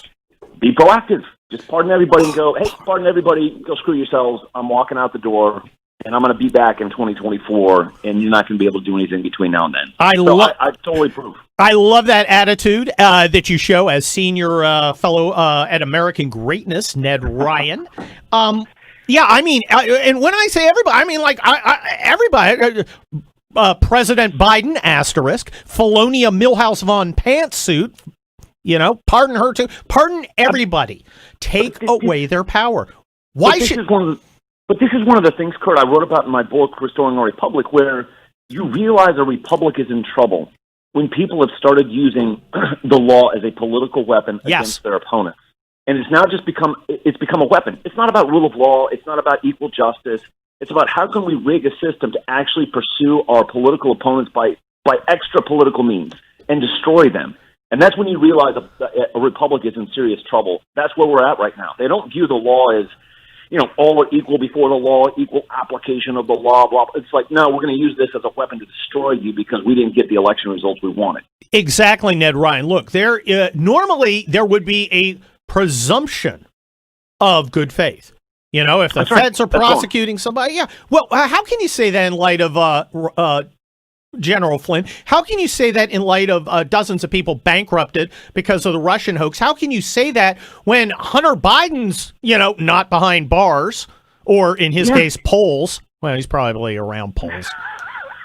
I mean, and by the way, look, Ned, you and I, a little warning here. This is Salem. You and I had a little phone call. We were talking about Eric Swalwell. We're not going to go down that road. That's right. We're just going to keep it clean. We're going to leave that one FCC. Yeah, we're going to stay FCC compliant, and we're not going to talk about that gaseous pervert.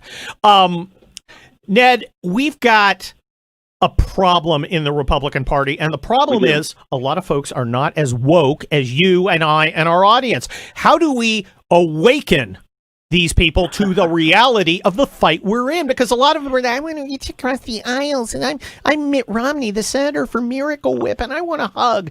And that's not our world. You don't. It's a hostile takeover. And I wrote about this in one of my last pieces in American Greatness, where I understand the frustration of the base. I mean, that's what American Majority's done the last, almost 13 years, where we've gone in alongside the base and trained them to run for state and local office, trained them to be better activists. But for over 10 years, I've been telling the base, if you're angry with the establishment and the GOP and the RNC, make the party a creature of your own creation. Yes. Right? A party is what people say it is. And the people who say what it is are those that run in primaries and win, show up at conventions, and run for precinct chair. Bingo. And I had a little bit of a gripe session with the base, who I love and I've been working with for years, in which I said, I know that 90% of you have not done that, and yet you will bitch and moan about everything and how unfair it is and how the establishment's abusing you. Here's a thought. Why don't you become the establishment? But that's going to take work. It's going to take a heck of a lot more work than just talking about it and complaining. You're going to actually have to put your hand to the plow and put some real work in. You're going to have to you're going to have to run for state and local office, maybe federal office. You're going to have to show up at some of these conventions. There are literally thousands of precinct chairs inside the GOP that are open, Kurt. But guess what? Most of these people, despite my strong encouragements, they're going to actually have to get out there and do something. And a lot of them won't until we actually push them. And one of the things I believe in politics, nothing in politics moves unless pushed. And I'm going to push the base to actually do something and make the GOP a party of its own creation. It's going to take some work, though. Exactly. It's going to be a hostile takeover because these corporatists and vulture capitalists that really run the party and the corrupt incompetence, they're not going to go without a fight. Oh, no, they are not, Ned Ryan. Let me tell you, I was speaking to someone from California, and he said, I've been the chair in Assembly District XYZ for 20 years. And I'm like, I've had a Democrat there for 20 years. Why do you think this is a good thing? Why is this a good thing? This is one of the things where there has been, I'm one of the biggest... Stay FCC compliant. No, I'm one of the biggest fans and supporters of Donald Trump. Yes. But I have told him, and I've made it clear to others inside the West Wing, one of the mistakes that was made by Trump is that he didn't go in and put his leadership in charge of the RNC 4 years ago. And after this election, despite the fact that Ronna Romney McDaniel was warned, and you'll note that I include her middle name, even though she wants to drop it, Ronna Romney McDaniel has now been endorsed to run for another 4 years as RNC chair, despite the fact that she was warned several years before the 2020 elections. Mark Elias and the Democrats are on the move. They are going to go and they filed 300 lawsuits, probably $100 million. We call that prepping the battlefield. That's right. To get us to this complete cluster of an election with chaos, questions. Then you had Zuckerberg with his Center for Tech and Civic Life, $350 to $400 million. She was warned about some of this stuff 2 years ago, did nothing until it was too late.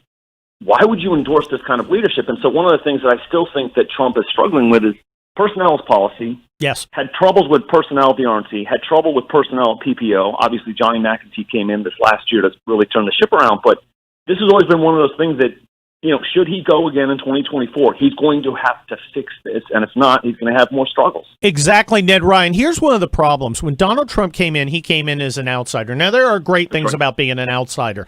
But if he had been Jeb Bush, please clap, he would have had this giant Rolodex, and it would have literally been a Rolodex because they're old, of people who could have filled out his administration. Here's the problem. Trump comes in, he doesn't have those people, and a lot of those people already go, oh, well, I never worked for Donald Trump. I'll never work for Donald Trump.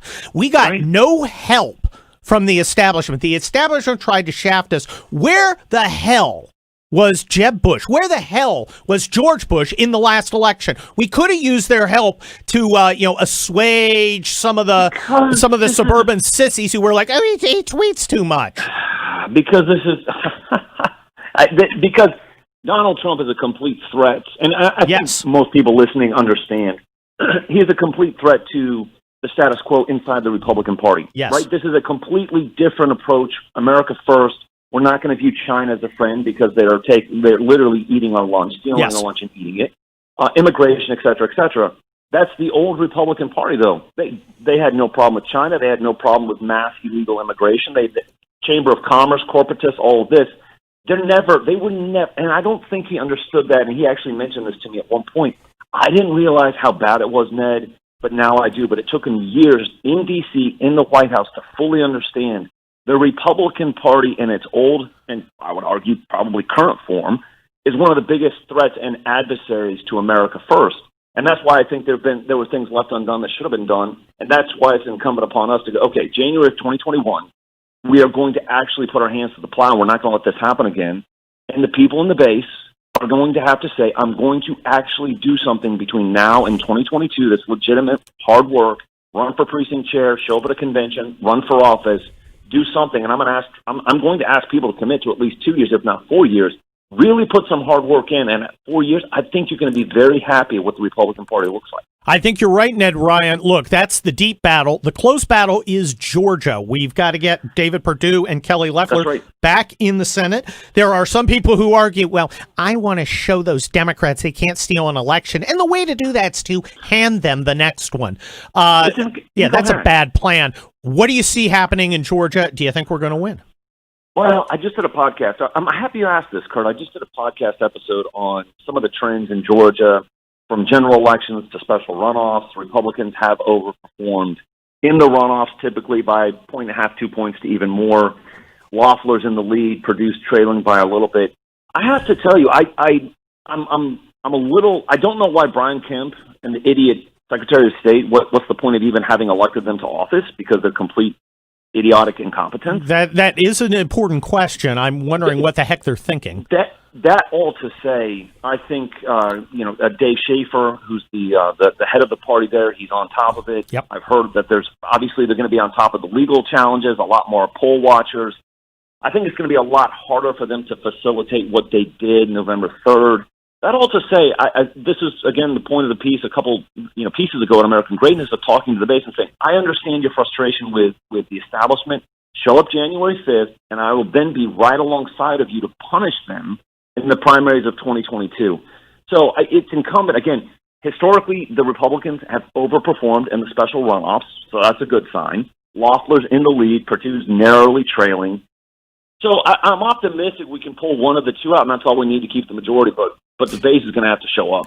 Well, Ned Ryan, thank you very much for that injection of vitamin woke. I am Kurt Schlichter here, guest hosting on the Hugh Hewitt radio program. Why don't you stick around, because we got Jim Talent coming up.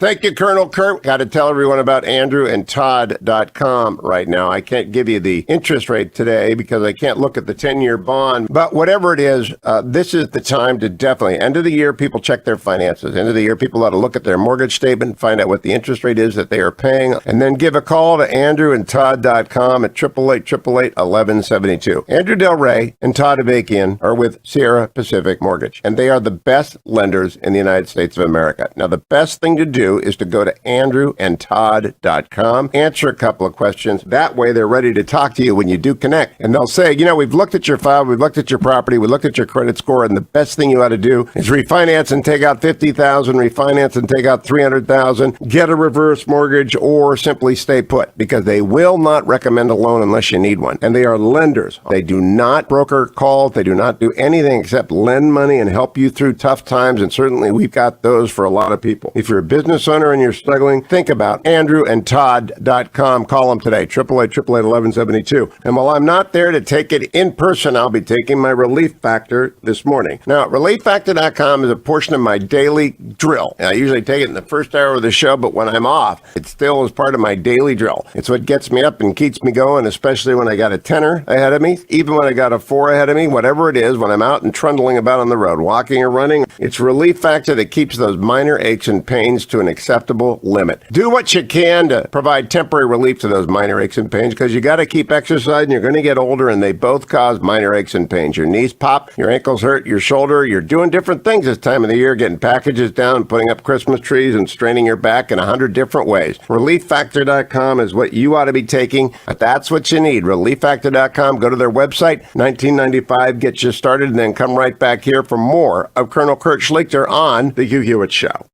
Don't forget to sign up for the Hughiverse. All of Hugh's broadcasts on demand. My opinion is worth the price all by itself. Dwayne FM and all sorts of bonus content. www.hughiverse.com.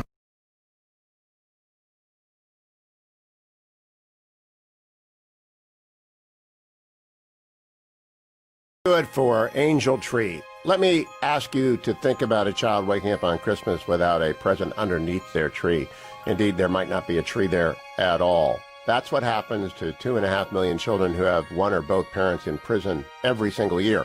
Angel Tree steps forward and for $220 can provide 10 of those children with a present, with a Christmas, and with a gospel message.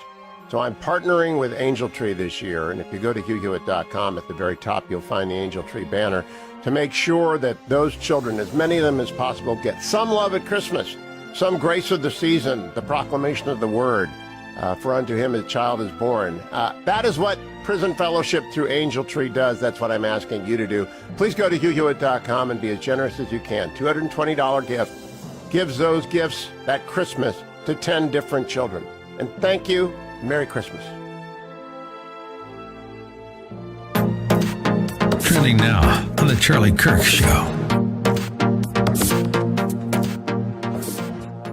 Is that 2020 will really go down as the year that the most powerful people on the planet, the people that have the most money, the most influence, the most access to capital, that control the most powerful companies, they tried to make America in their image, and they largely succeeded.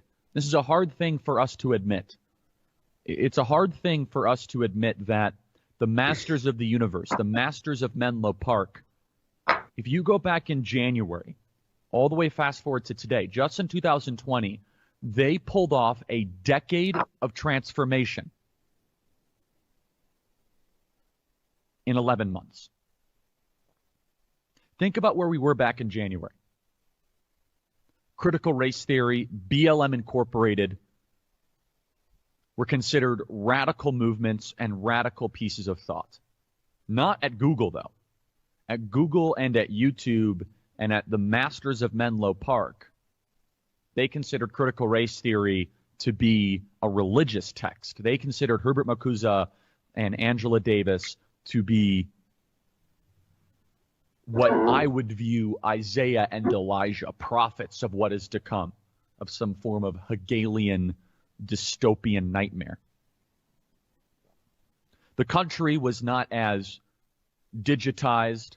Donald Trump was experiencing one of the greatest economies in American history, if not the greatest economy in American history.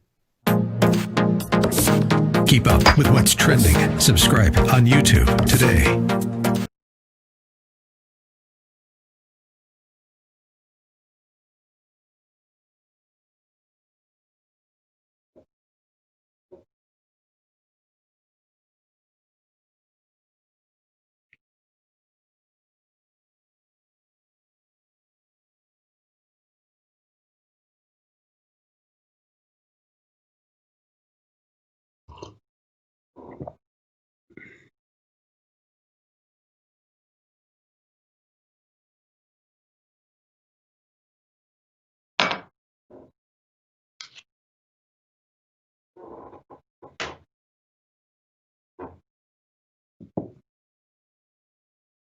the Relief Factor studio here in beautiful Southern California.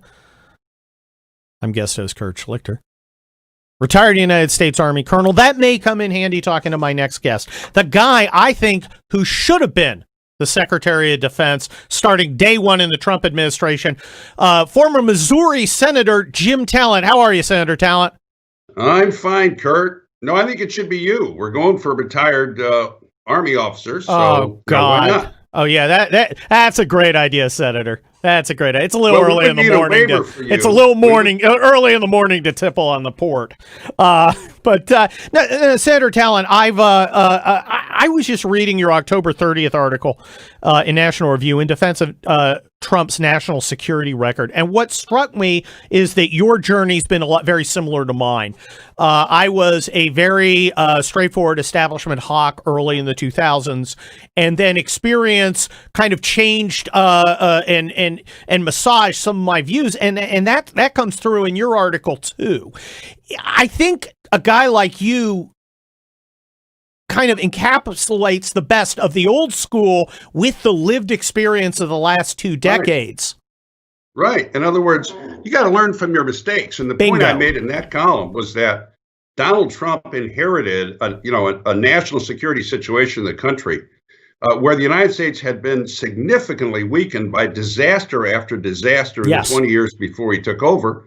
And he turned it around. I mean, he was the best foreign policy president since Reagan.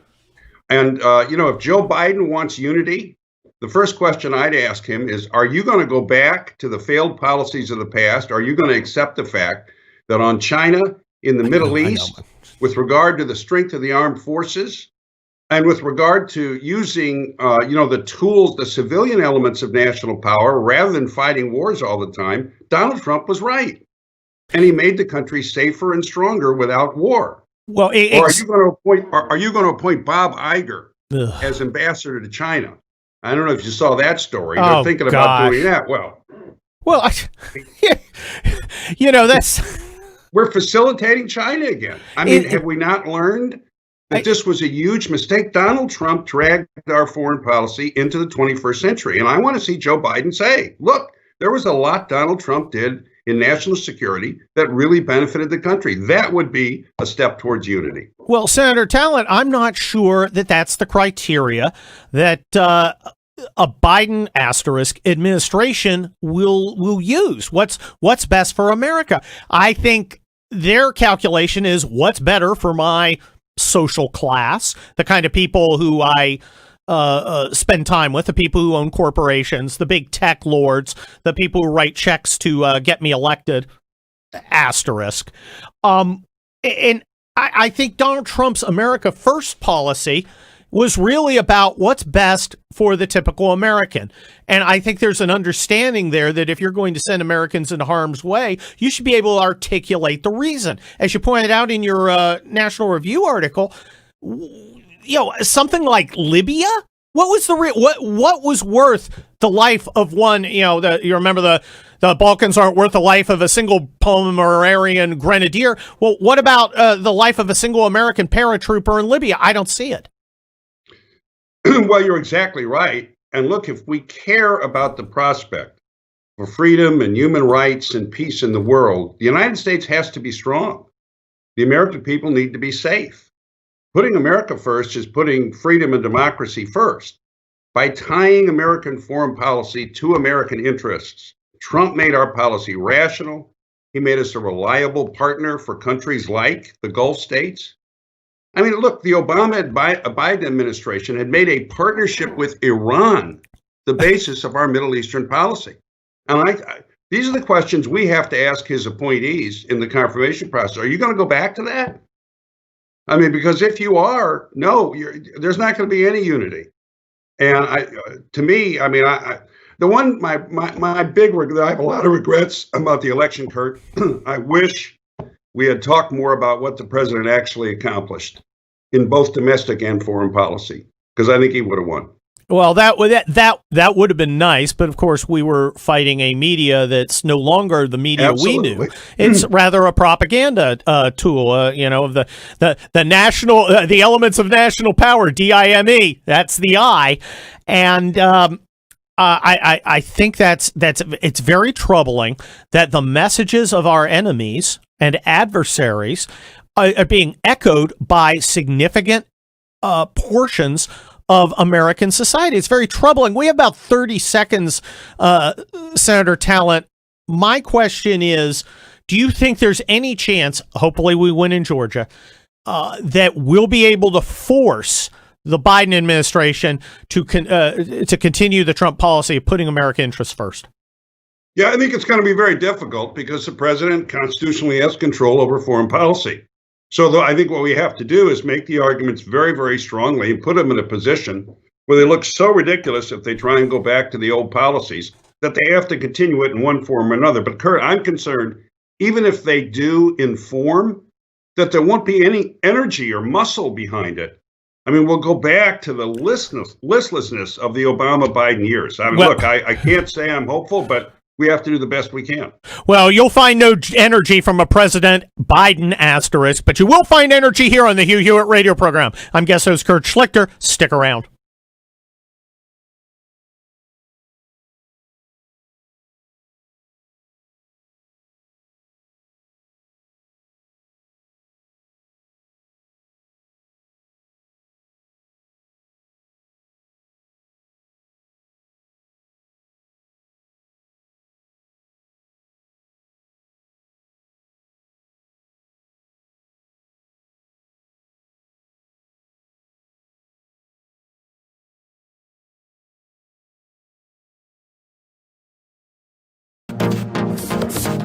Trending now on the Eric Metaxas Show.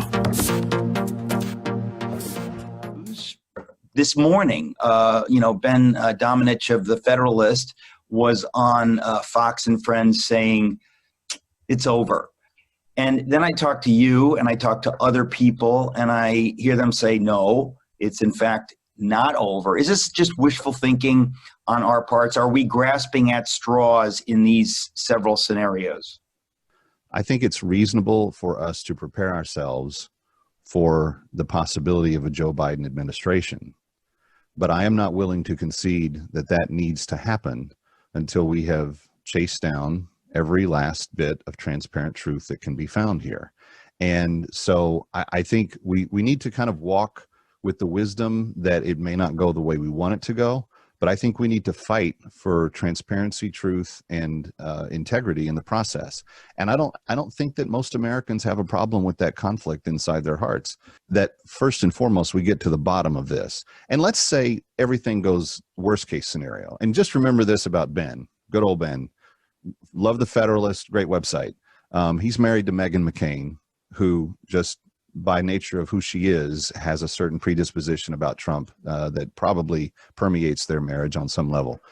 At the same time, it is vital that even if Joe Biden were to end up being sworn in on January 20th, that the work that Sidney Powell is doing, that the work that the Justice Department and the Director of National Intelligence is doing, that a special counsel that may or may not be assigned to look into this, we have to chase this down to the nth degree until we know every last bit of it. Keep up with what's trending. Subscribe on YouTube today. Trending now on America First with Sebastian Gorka. And a man who had been a Democrat, really, in every meaningful metric that term provides, became a Republican president, the likes of which not even I expected. Nobody there is. You cannot find for me right now a piece of writing, an interview from 2016 in which anyone stated this will be a president more conservative than Ronald Reagan. Nobody said that. But it's true. Oh, how true. Pick any issue. Whether it's national security, staring down China, giving a green light to the Pentagon to target and kill more than 200 Russian mercenaries on the soil of Syria trying to destabilize the Middle East. building the wall, 400 miles of it already. Or keeping our promise to bring our troops back from endless, stupid wars. A man who was even more pro-life than the great Ronald Reagan, the first president ever to address the March for Life, to talk at the March for Life of the sanctity of the unborn child. A man who even in the most technical, philosophical avenues of conservatism was without parallel. Keep up with what's trending. Subscribe on YouTube today.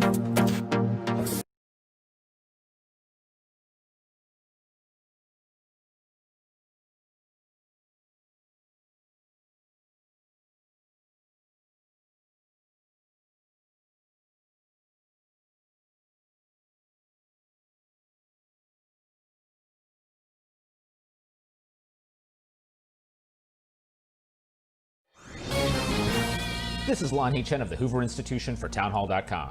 California Governor Gavin Newsom has repeatedly called on Californians to come together and make sacrifices to fight COVID-19.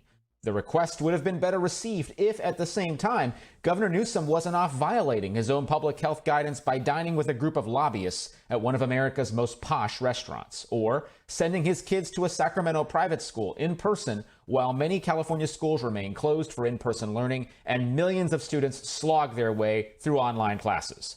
The problem with Newsom's hypocritical actions is that they undercut the very healthcare professionals and scientists whose advice he is asking Californians to follow. It makes those of us who live in California wonder who we can trust and what guidance we should be listening to.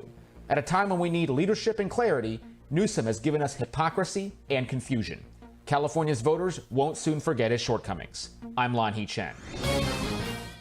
The Pepperdine Graduate School of Public Policy, impacting policy decisions today, preparing public leaders for tomorrow. Learn more at publicpolicy.pepperdine.edu. Hi there, it's Hugh Hewitt for Angel Tree. Let me ask you to think about a child waking up on Christmas without a present underneath their tree.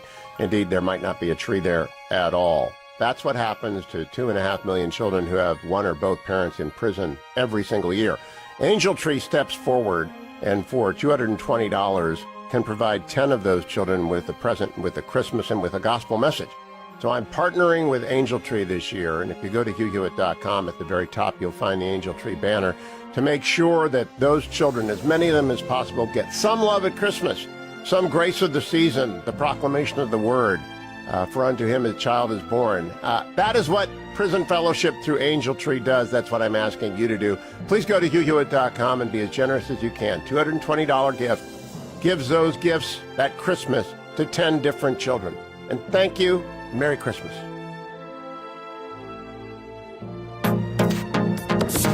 Trending now on The Larry Elder Show. What could we have done to change the outcome? Now, what the Democrats did was to use the coronavirus as an excuse to loosen election rules, to make it easier and easier for people to vote, make it easier and easier for election fraud to be committed. And many of the things that they did were perfectly legal, underhanded but perfectly legal. Now, the previous election cycle, the Republicans lost 4 seats in Orange County, a county that used to be reliably Republican, got wiped out in Orange County, largely because the Democrats employed a tactic known as ballot harvesting. Legal, underhanded, but it allows votes to be turned in later on if you've assisted a voter in filling out his or her ballot. Now, obviously, assisting somebody filling out his or her ballot is wrought with potential for fraud, but the Democrats pulled that off, and they ended up snatching victory from the jaws of defeat for these races. So what do Republicans do? They didn't go BMW. They figured out what the Democrats did and engaged in the same kind of tactics. And guess what? All 4 of those seats are now back in Republican hands. So that's what we ought to be doing. I told you before that the Democrats' secret weapon was they got everybody who could fog up a vote to fog up a mirror to vote. And in my opinion, most people who've never voted are very likely Democrats. I think more Republicans are far more motivated, far more aware of what's going on than your average Democrat. and therefore the average non-voter or seldom voter is very likely to be a Democrat. And Democrats knew that and went out to get them. Well, there are a lot of them who are Republicans, though. And the Republicans try and go out and get those, figure out what.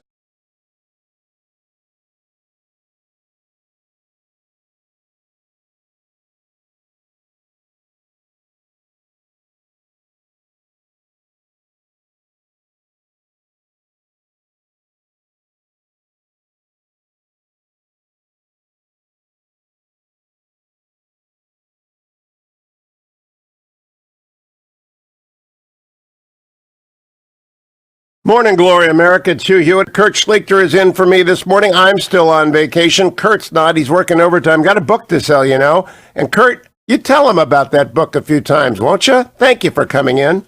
Thank you, Hugh Hewitt. And I will tell you about the book. It's called Crisis. Came out last month. It is a conservative action novel, the fifth in the Kelly Turnbull series of novels about America split into red and blue, and antics ensue. You'll laugh, you'll cry, you'll go, I want to get a gun, like Kelly Turnbull has. Wilson Combat CQB 45. Best 1911 ever made. Carried one in the Army for a long time. Anyway, now, yes, welcome to Hugh Hewitt's Gun Talk with Kurt Schlichter. In any case, one of the great things about getting in the conservative movement, I was brought in by Andrew Breitbart, is I've got to meet some terrific people. I've got to become friends with them. And one of them is an author of many books. He is a town hall columnist, too. His last article is Trump Supporters Are Right to Doubt the Election. It's David Limbaugh. Welcome, David. Thanks for coming on. Colonel, thanks for having me on. And I do want to say on the heels of your promotion of your book, your books are awesome. Your nonfiction and your fiction books are awesome.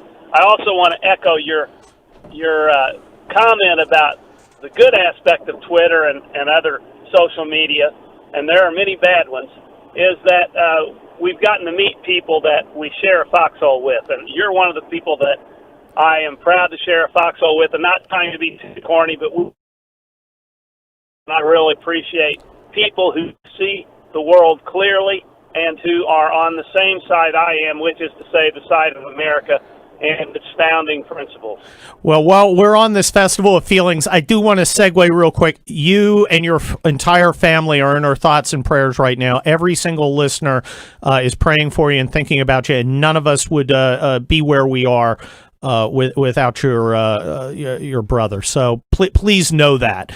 In any case, I want to get on to a subject that's near and dear to both of us, which is the chronic lack of wokeness among our fellow Republicans, by which I define woke in the conservative sense. See, we're stealing that word from the other side, as understanding the true state of play that the enemy or our opponents wish to see us disenfranchised and sometimes worse. Why do you think so few Republicans are willing to accept that reality? But I think it poses almost great a threat to our republic as the primary threat of leftism. We've been fighting this for years. When Gerald Ford and Ronald Reagan were battling it out, they disagreed on the evil empire, the nature of Russia, which is history has manifestly proved Reagan was correct.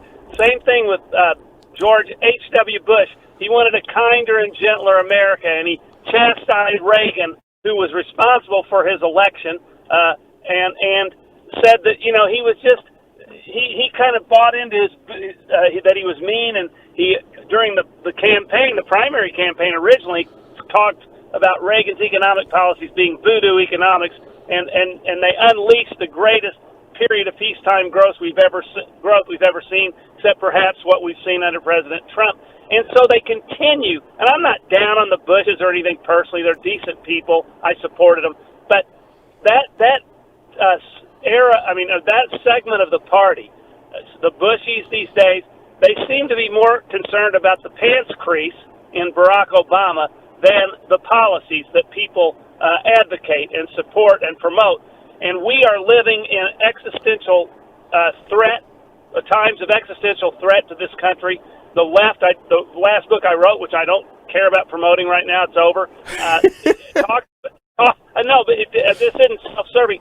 I talked about the danger, the existential danger of the Republic. The left, we got 72 genders, we got Marxism, we've got a press that's tied to the Democratic Party, a social media that's in conspiracy with the Democratic Party and the left to promote this horrendous, heinous agenda. And now we've got an election where they cheated, where they stacked the deck through social media, through the changing the election laws. And we're sitting here, and we're supposed to be benign about it and to turn the other cheek and to say, oh, it's okay. I'll shut up. I got to quit my narrative. You should object to my response as not being responsive and ask it to be stricken. Well, David Limbaugh, like me, you are a trial lawyer and an Army veteran, so we share so many things in common. And one of the things we share in common is a frustration at our fellow Republicans who simply aren't there for the fight. They see the pronoun insanity, they see the rioting, they see the anti-Americanism, and they kind of shrug and say, well, we need to reach across the aisle. When are these guys going to develop some backbone? Yeah, and here's the thing: or when are they going to develop some discernment? Here, the thing is, the reaching, and I wrote a column on this earlier. Reaching across the aisle is a fool's errand with the Democrats. They do not want to compromise; they want to destroy us. We've seen it the last 4 years alone. What they've done to Trump, the Russia hoax, Ukraine, all the rest of it. They wouldn't let him breathe. They wouldn't let him govern. They politicized the COVID virus. They blamed 200,000 deaths on him as murder. Joe Biden called Trump, in effect, a murderer, and we're supposed to believe this is a guy that wants unity. They want nothing but to destroy us. And I am not buying it. I'm not buying for 1 second that they have any interest in unity. And by the way, why is unity so regaled anyway? That what makes America great is not unity. What makes it great is its freedom tradition. And these people want to destroy our freedom tradition. Why would anybody that loves liberty say that we ought to be unified with a force that wants to destroy us? I am not going to mince words on this. I don't give a you-know-what about unity, not because I'm not a nice person, not because I don't prefer collegiality, not because I don't prefer Christian charity and grace. It's because I know they don't, and they have negative, bad, I want to say evil intentions for the future of this country as founded. We have got to stop them. We've got to defeat them, as Resch often says. It's a joke to suggest that they want unity or that we should even strive for it. Collegiality, civility, yes. Unity, no, because unity means joining in their nefarious goals. Well, David Limbaugh, I will offer unity to them. All they have to do is what I want. They can unify. You are free to unify around an agenda of putting Americans first, of guarding our interests, of unifying around the framers' intent, around our God-given rights, around free enterprise, around free expression. You are free to unify around those things, but they don't want to do that, do they? No, and one of the most despicable things they have done and continue to do is slander all of us, all 74 million of us, as racist. And one of the leading culprits is Barack Obama. Nobody that calls somebody else a racist wants unity or expects unity, because it is one of the most egregious things you can call someone. It's almost worse than rape to call somebody a racist. And they know it. And they resort to it purely for political expediency, and they don't care what the fallout, what the damage is to characters. They don't care what the damage is to race relations. They don't care what the damage is to the black race, which they exploit and patronize and treat as if it can't even produce a voter ID on election day to vote because it's inferior. So these truths have to be told instead of us sitting around being defensive. Oh no, we're really not racist. Under Trump, the minority communities prospered in relative terms, and he expanded the base for the Republican Party, and yet these never-Trumpers, these people against Trump, claim that he was divisive and racist. Divisive and racist because he wanted to enforce the border wall, because he believes that in the integrity of America is found in proper, legal, orderly immigration, which any self-respecting nation, which any nation that has any chance of surviving would do. And yet these Democrats attribute it to racism. And Obama starts it, and all of them, Biden, all of them say that we do it. They don't want unity, I keep repeating. Well, David Limbaugh, that's so true. Donald Trump really embodied the truth about diversity, which is we accept everybody and everybody's character and everybody's ability to contribute, and that paid off in the election as minority voters joined the Republican Party in record numbers, and I think that's going to grow. But let me ask you one last thing. We only have about 30 seconds. How do you think we're going to do in Georgia, and how important is Georgia? I'm sorry, went out there. Well, I'm sorry, David Limbaugh. We are running out of time. Once again, our best and our prayers to you and your family, especially in this holiday season. Thank you so much for joining me on the Hugh Hewitt radio program. I'm guest host Kurt Schlichter. Please stick around. Portions of the Hugh Hewitt Show are brought to you by Prison Fellowship. Click on the Angel Tree banner at the top of HughHewitt.com.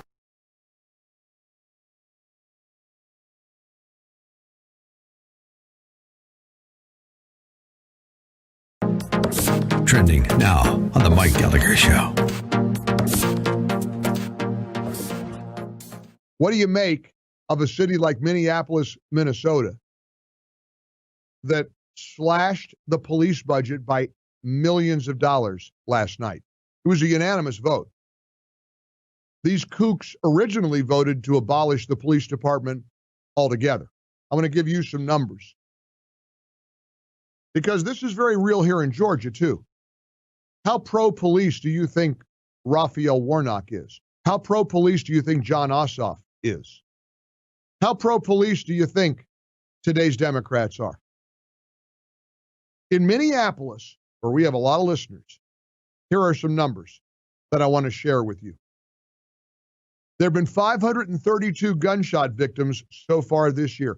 532. More than double the same period a year ago. Carjackings are up 331% from the same period last year. They've had hundreds of carjackings in the streets of Minneapolis. Violent crimes have surged to 5,100 crimes. And what did Minneapolis City Council do? Unanimously voted to slash the Minneapolis Police Department's budget by $8 million. Supposedly, they'll take the money and funnel it to other city services, including mental health teams and violence prevention programs, as they try to, quote, transform police. Keep up with what's trending. Subscribe on YouTube today.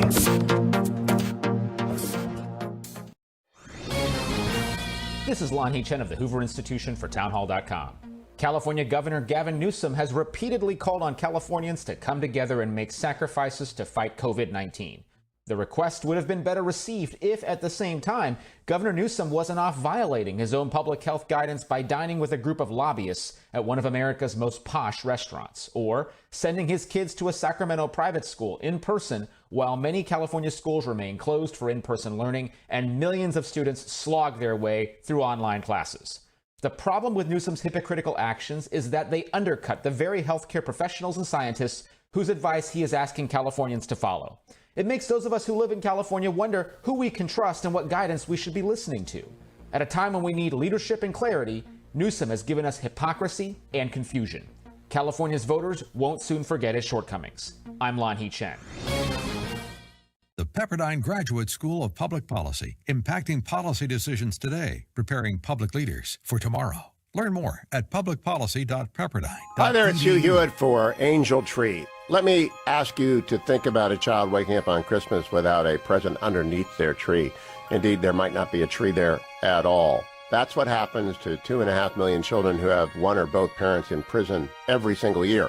Angel Tree steps forward and for $220 can provide 10 of those children with a present, with a Christmas, and with a gospel message. So I'm partnering with Angel Tree this year, and if you go to HughHewitt.com, at the very top you'll find the Angel Tree banner to make sure that those children, as many of them as possible, get some love at Christmas, some grace of the season, the proclamation of the word, for unto him a child is born. That is what Prison Fellowship through Angel Tree does. That's what I'm asking you to do. Please go to HughHewitt.com and be as generous as you can. $220 gift gives those gifts that Christmas to 10 different children. And thank you. Merry Christmas.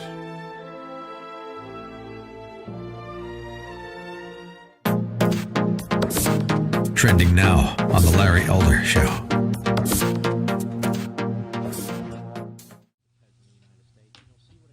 Huge number of Democrats who believe that the Russians changed the outcome of the election in 2016, but they're just flabbergasted that Donald Trump is daring to suggest that this election might have been rigged or might be fraudulent. No matter what the Russians may have done, I say to my friends who are listening to the program, the Democrats,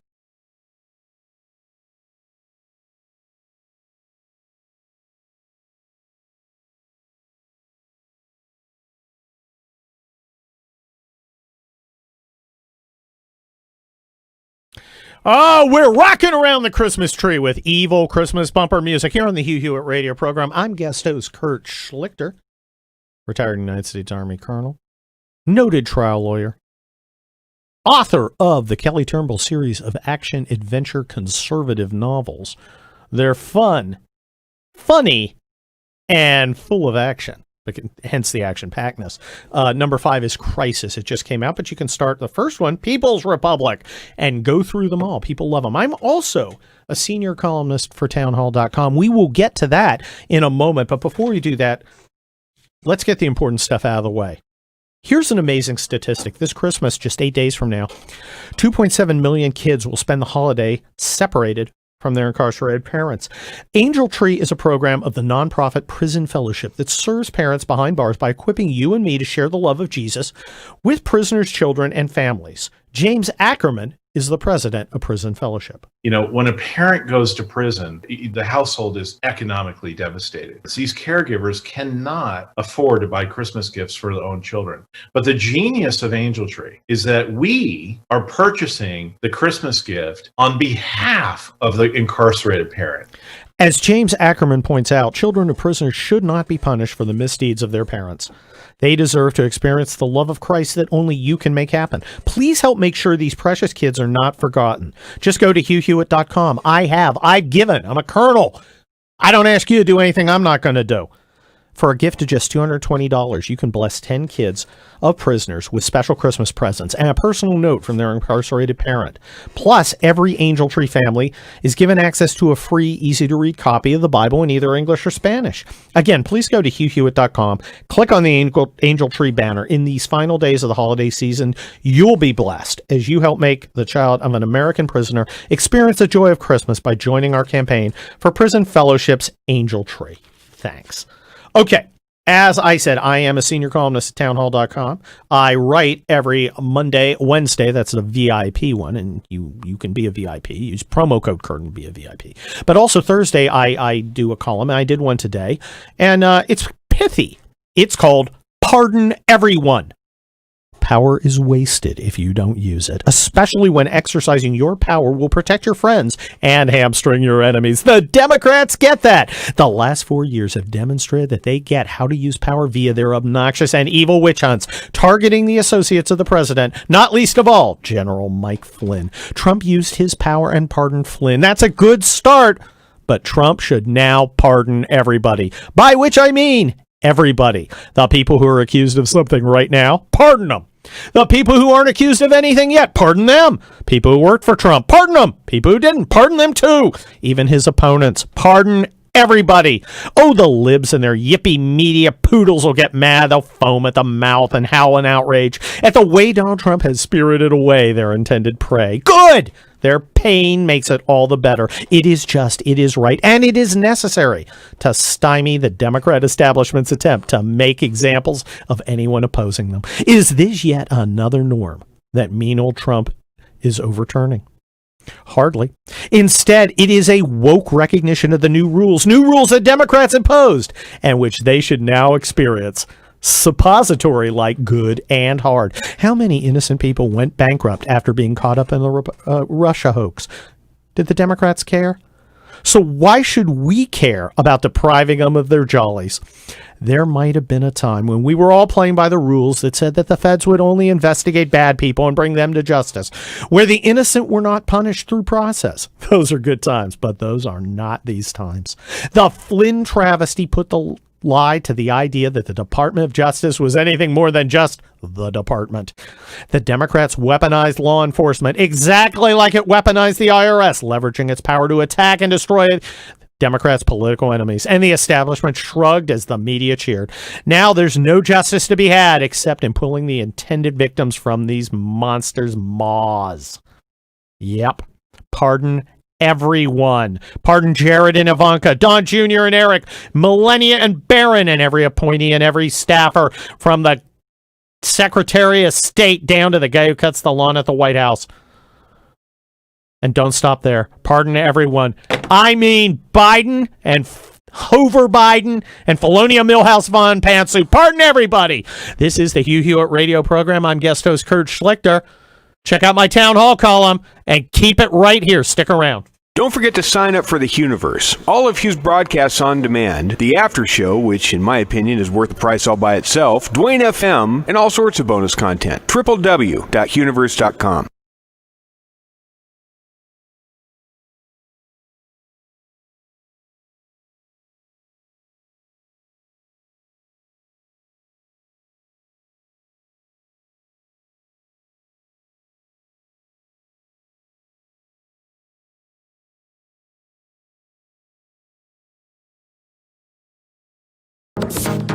Trending now on America First with Sebastian Gorka. Let's look at the last 4 years. Let's look at the last 40 years. And ask the question that a former communist revolutionary asked: what is to be done? Well, that question must be approached with an adequate understanding of what happened 4 years ago in 2016. Because it was such a strange occurrence. Something that no man or woman could have predicted. How a reality TV star who was really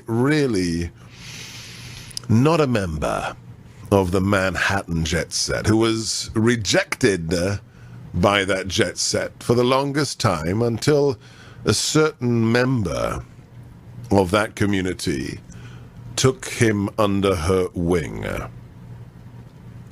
That individual who'd never run for political office before, who toyed with the idea of being a mayor or even running for president, decided to come down those escalators with his beautiful wife.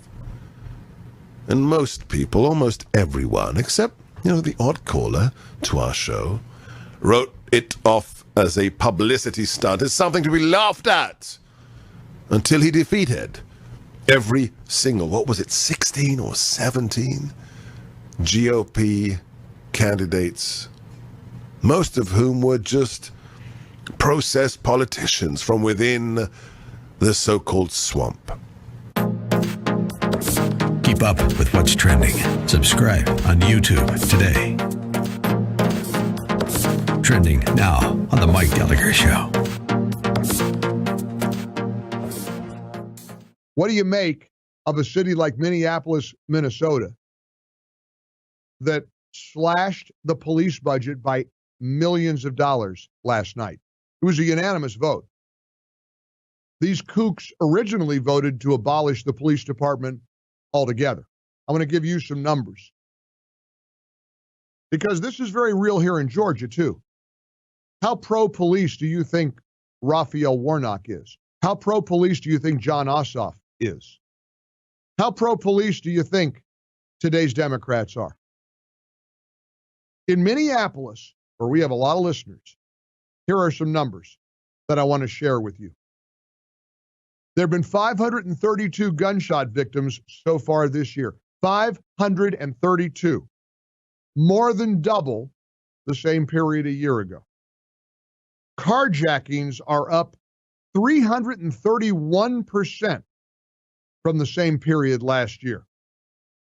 They've had hundreds of carjackings in the streets of Minneapolis. Violent crimes have surged to 5,100 crimes.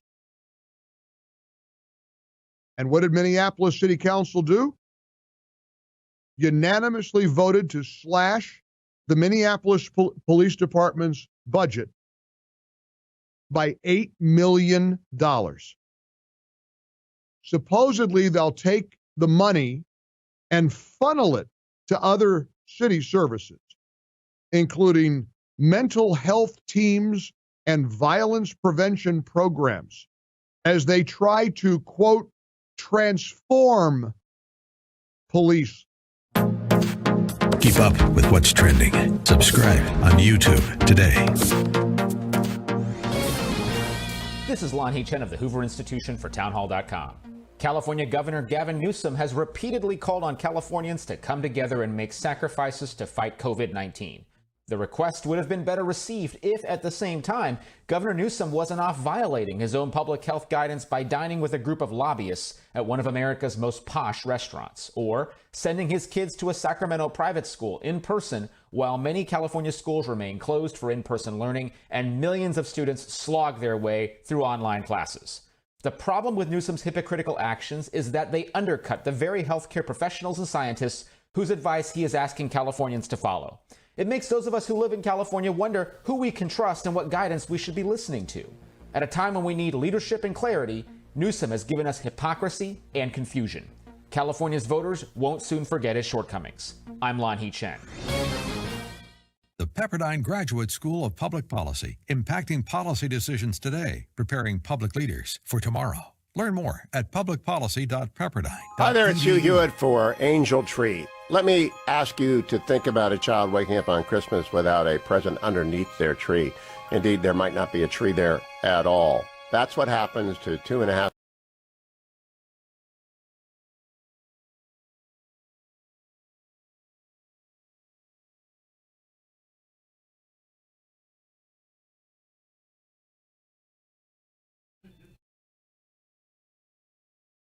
And we're back on the Hugh Hewitt radio program with evil Christmas bumper music. That's something from a band called Orion's Reign off the album Nuclear Winter. It's the first Noel.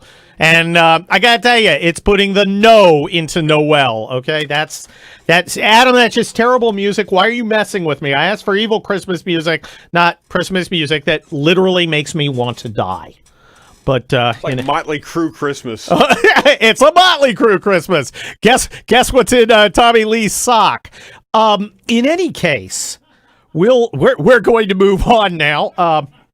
And the gentleman who I have wanted to talk to greatly for about a month, because he appeals to me on the Colonel side, and he's probably shaking his head going, I can't believe Hugh Hewitt has given this guy his radio show.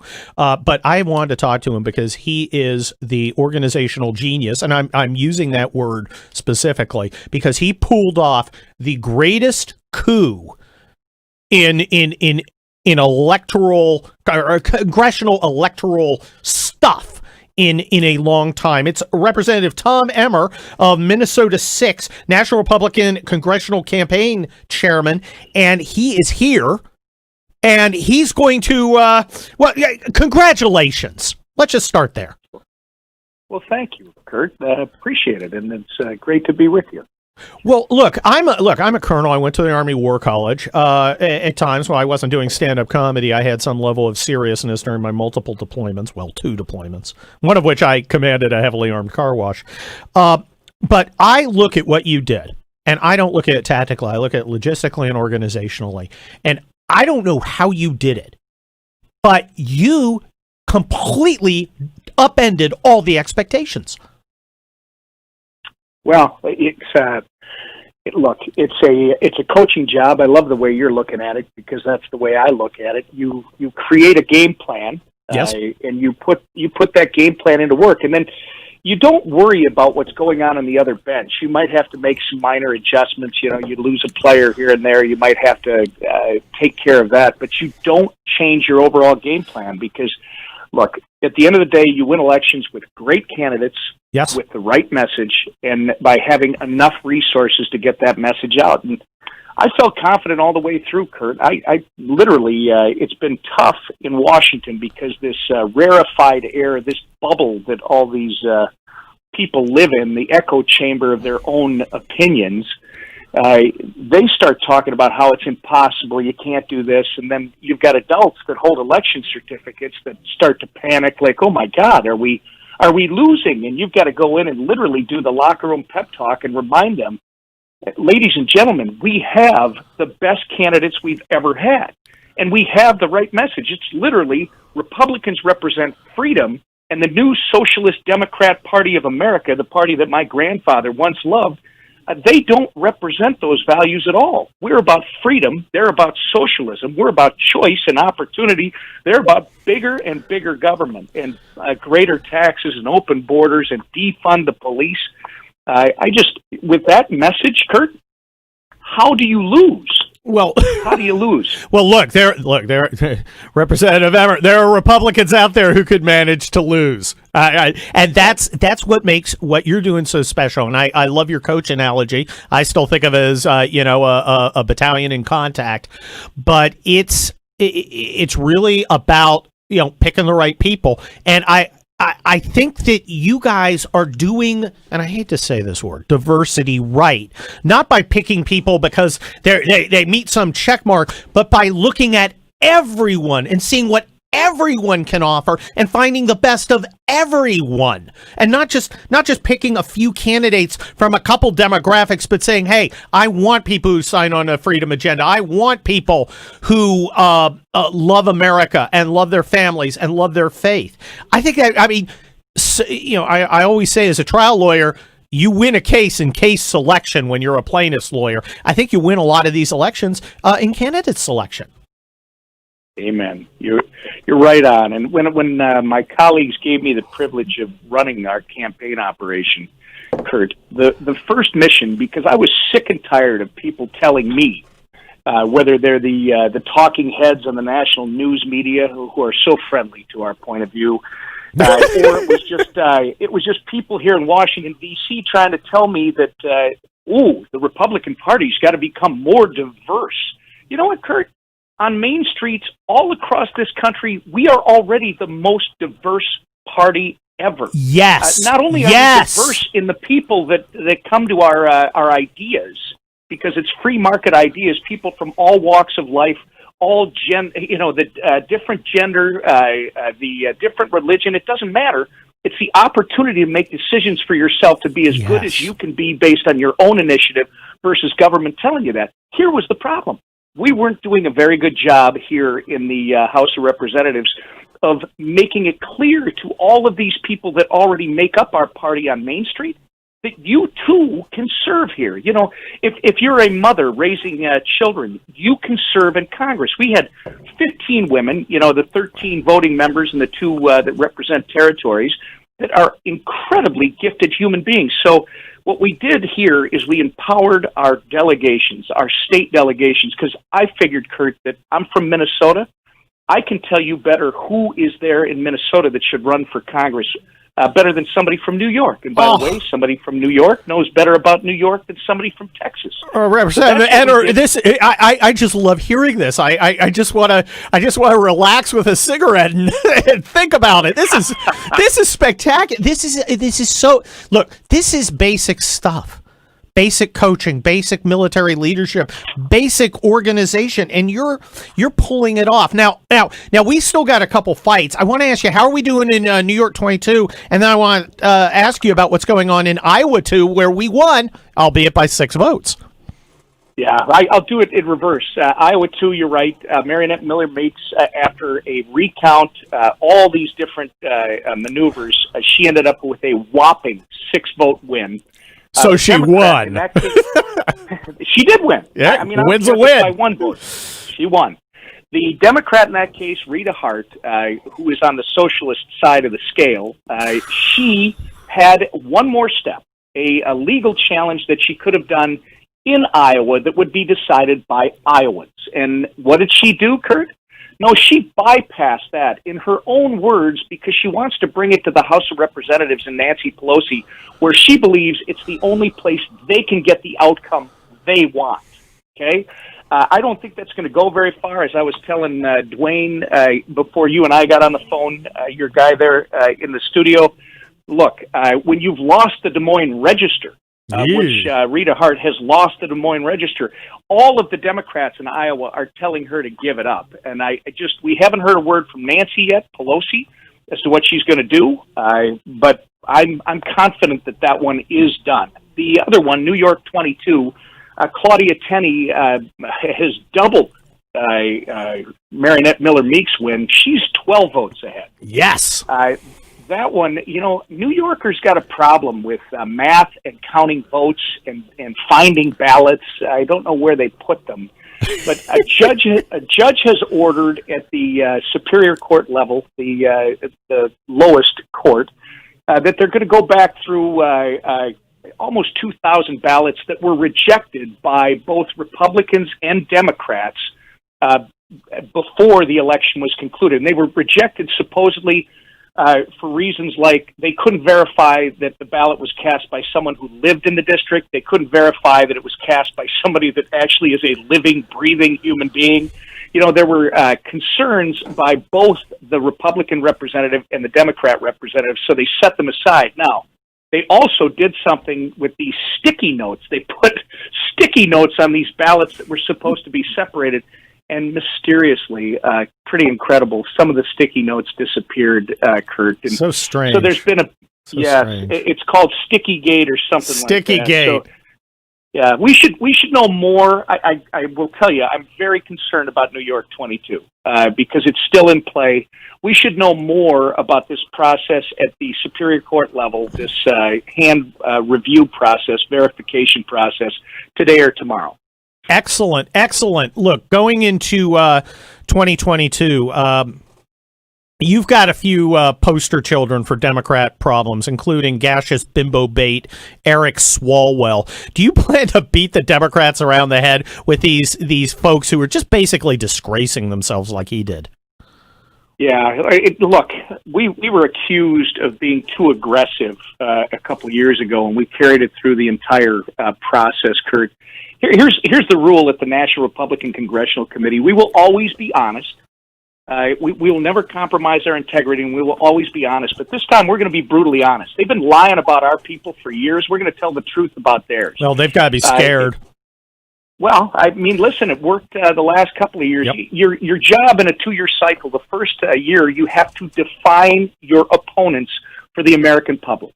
I mean, remember, 2 years ago, many of these Democrats who just lost, they ran on this thing that they were problem solvers, that were going to come to Washington. They weren't going to vote for Nancy Pelosi. They were going to support your constitutional rights. They were going to get things done. And you know what?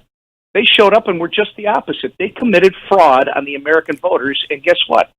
We told them that. We proved that. We offered an alternative that was more attractive.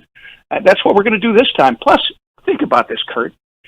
On the other side, they are in a complete dumpster fire internally. You've got one part of the party. There really are no blue dog Democrats left anymore. This is the liberals, as we know them. It used to be San Francisco liberals. Now, I guess it's San Francisco socialists. But the liberals versus the socialists. There are no more blue dog Democrats as Colin Peterson leaves the building. So, that's absolutely true, Congressman Emmer. Congratulations on your victory in November. Let's do it again, bigger and better in 2022. I'm Kurt Schlichter, guest hosting for the great Hugh Hewitt. We'll be right back to finish up. Stick around. Thank you, Kurt. As usual, doing a terrific job. I want to step in here to do what Kurt cannot do. Kurt may have forgotten to tell you about AndrewandTodd.com.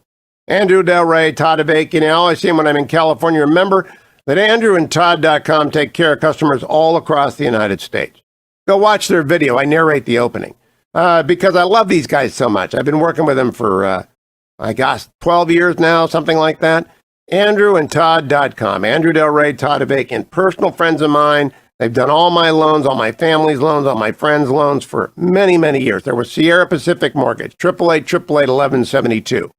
If you want the best rate to buy a house, to refinance a house, get money out for college, consolidate debt, stay alive during the shutdown, in California especially, if you need to stay alive during the shutdown, call 888-888-1172 or visit their website, AndrewandTodd.com. There's a reason they're the number one office in Sierra Pacific. That reason is Andrew Del Rey and Todd Avakian together make the best team in the lending business. Go to their website, find out how they can help you buy a house or make the most use of your house. AndrewandTodd.com. I don't know if he uses Relief Factor. All I know that the Relief Factor is gone whenever I come into the studio after Kurt Schlichter's been there. Now, that might be sticky-fingered Mrs. Dwayne, but I know that ReliefFactor.com works for me. I take it every morning, even as I'm traveling east to west in wagon train. I take it along with me because my back always hates sitting in airplanes, hates sitting in trains, and it really hates wagon trains. If you've got the bad back or the bad knees or the bad ankle or the bad shoulder, you need ReliefFactor.com, and you need it today. Go and get it, try it, enjoy it. $19.95 gets you started on it. You'll thank me for it. You'll thank Kurt for it, even though he's, at this moment, stuffing it into his rucksack to take home with him. ReliefFactor.com. It works. As you get older, as you do more exercise in unusual times, ReliefFactor.com. And come right back for more of Kurt Schlichter.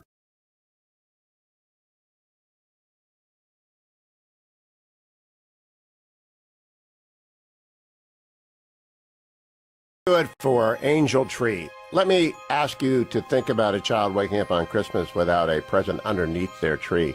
Indeed, there might not be a tree there at all. That's what happens to 2.5 million children who have one or both parents in prison every single year. Angel Tree steps forward and for $220 can provide 10 of those children with a present, with a Christmas, and with a gospel message.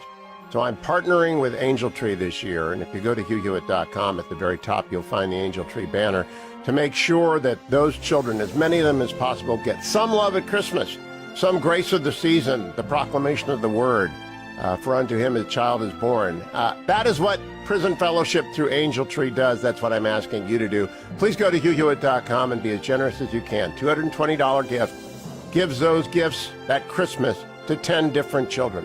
And thank you. Merry Christmas.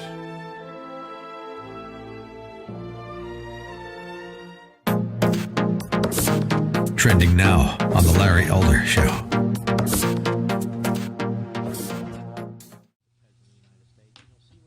Huge number of Democrats who believe that the Russians changed the outcome of the election in 2016, but they're just flabbergasted that Donald Trump is daring to suggest that this election might have been rigged or might be fraudulent. No matter what the Russians may have done, I say to my friends who are listening to the program, the Democrats, no matter what the Russians have done or the Chinese have done or the Iranians have done, and clearly they've all have tried to interfere with our elections, it pales in comparison to the interference, and I put that in quotes, by the mainstream media that you guys gobble up. Hunter Biden. New York Post breaks this story days before the election. This is a bombshell. And it isn't because Hunter Biden did anything illegal necessarily. It's because Joe Biden has for months denied knowing anything whatsoever about his son's business, let alone that he met with any of his son's colleagues, business associates. And it turns out Tony Bobulinski, the longtime business associate of Hunter, who broke with Hunter, goes public and says he met with Joe Biden for some time. And also worked with Joe Biden's brother. And when he said to Joe Biden's brother, look, isn't this kind of dicey for you to be involved in something like this? Joe Biden's brother said, we have plausible deniability. So this story broke. And what did the mainstream media say? They said this is Russian disinformation. You have the CEO of Twitter suppressing the story, admitting he suppressed the story. And he admitted they shouldn't have done it. But the story was spiked. Keep up with what's trending. Subscribe on YouTube today.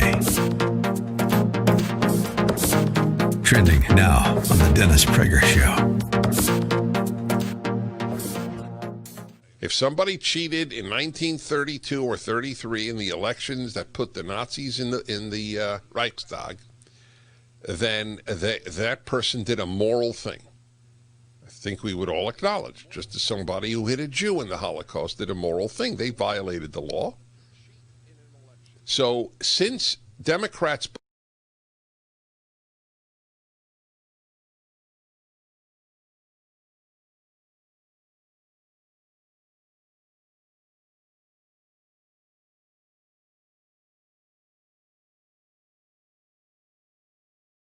Wow. Wow, this is terrible. Oh, wow, this is terrible Christmas music. What is Holy this? I don't know. Is this a Montrose Christmas? It's Christmas with Dio. Here on the Hugh Hewitt radio program, I'm guest host Kurt Schlichter. It's my last segment. I'm coming back tomorrow, aren't I? You are. Maybe. Well, who knows after today? No. For at least a couple hours. I mean, the last I got hour a couple hours. the Hillsdale It's Hillsdale. thing. Right. And no one trusts me with Hillsdale. They're not going to unleash me on Larry Oren.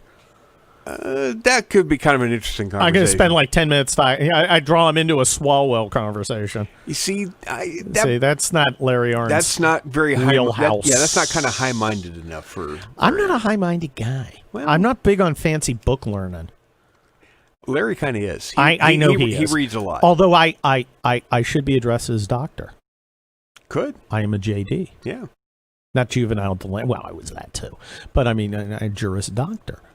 So, and Dr. Kurt? Dr. Kurt.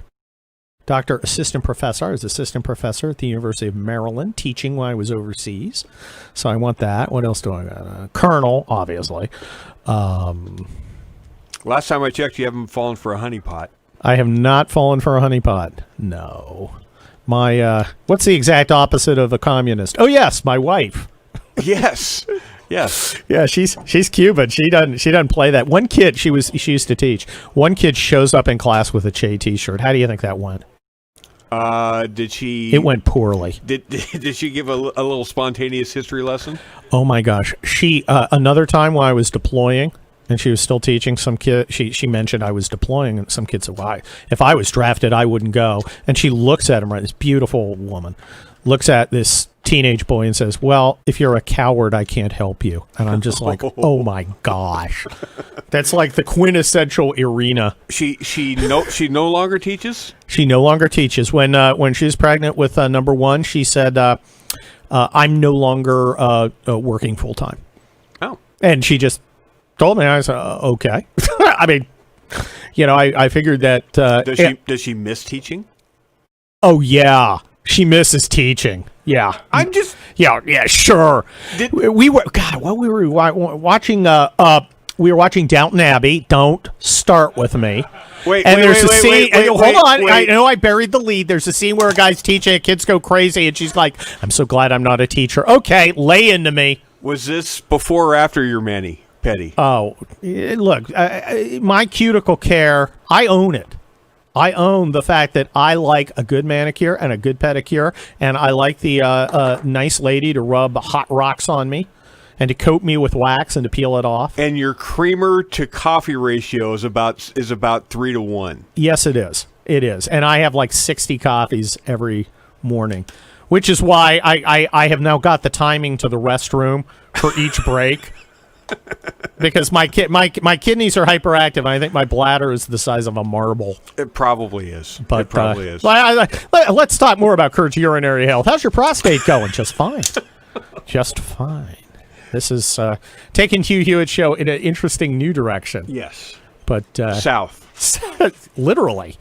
I like going south. It always feels like it's going downhill. Can you tell we had our Christmas tradition of watching The Lord of the Rings? So we did that. You don't do a Die Hard Christmas? There's actually scientific evidence that Die Hard is a Christmas movie.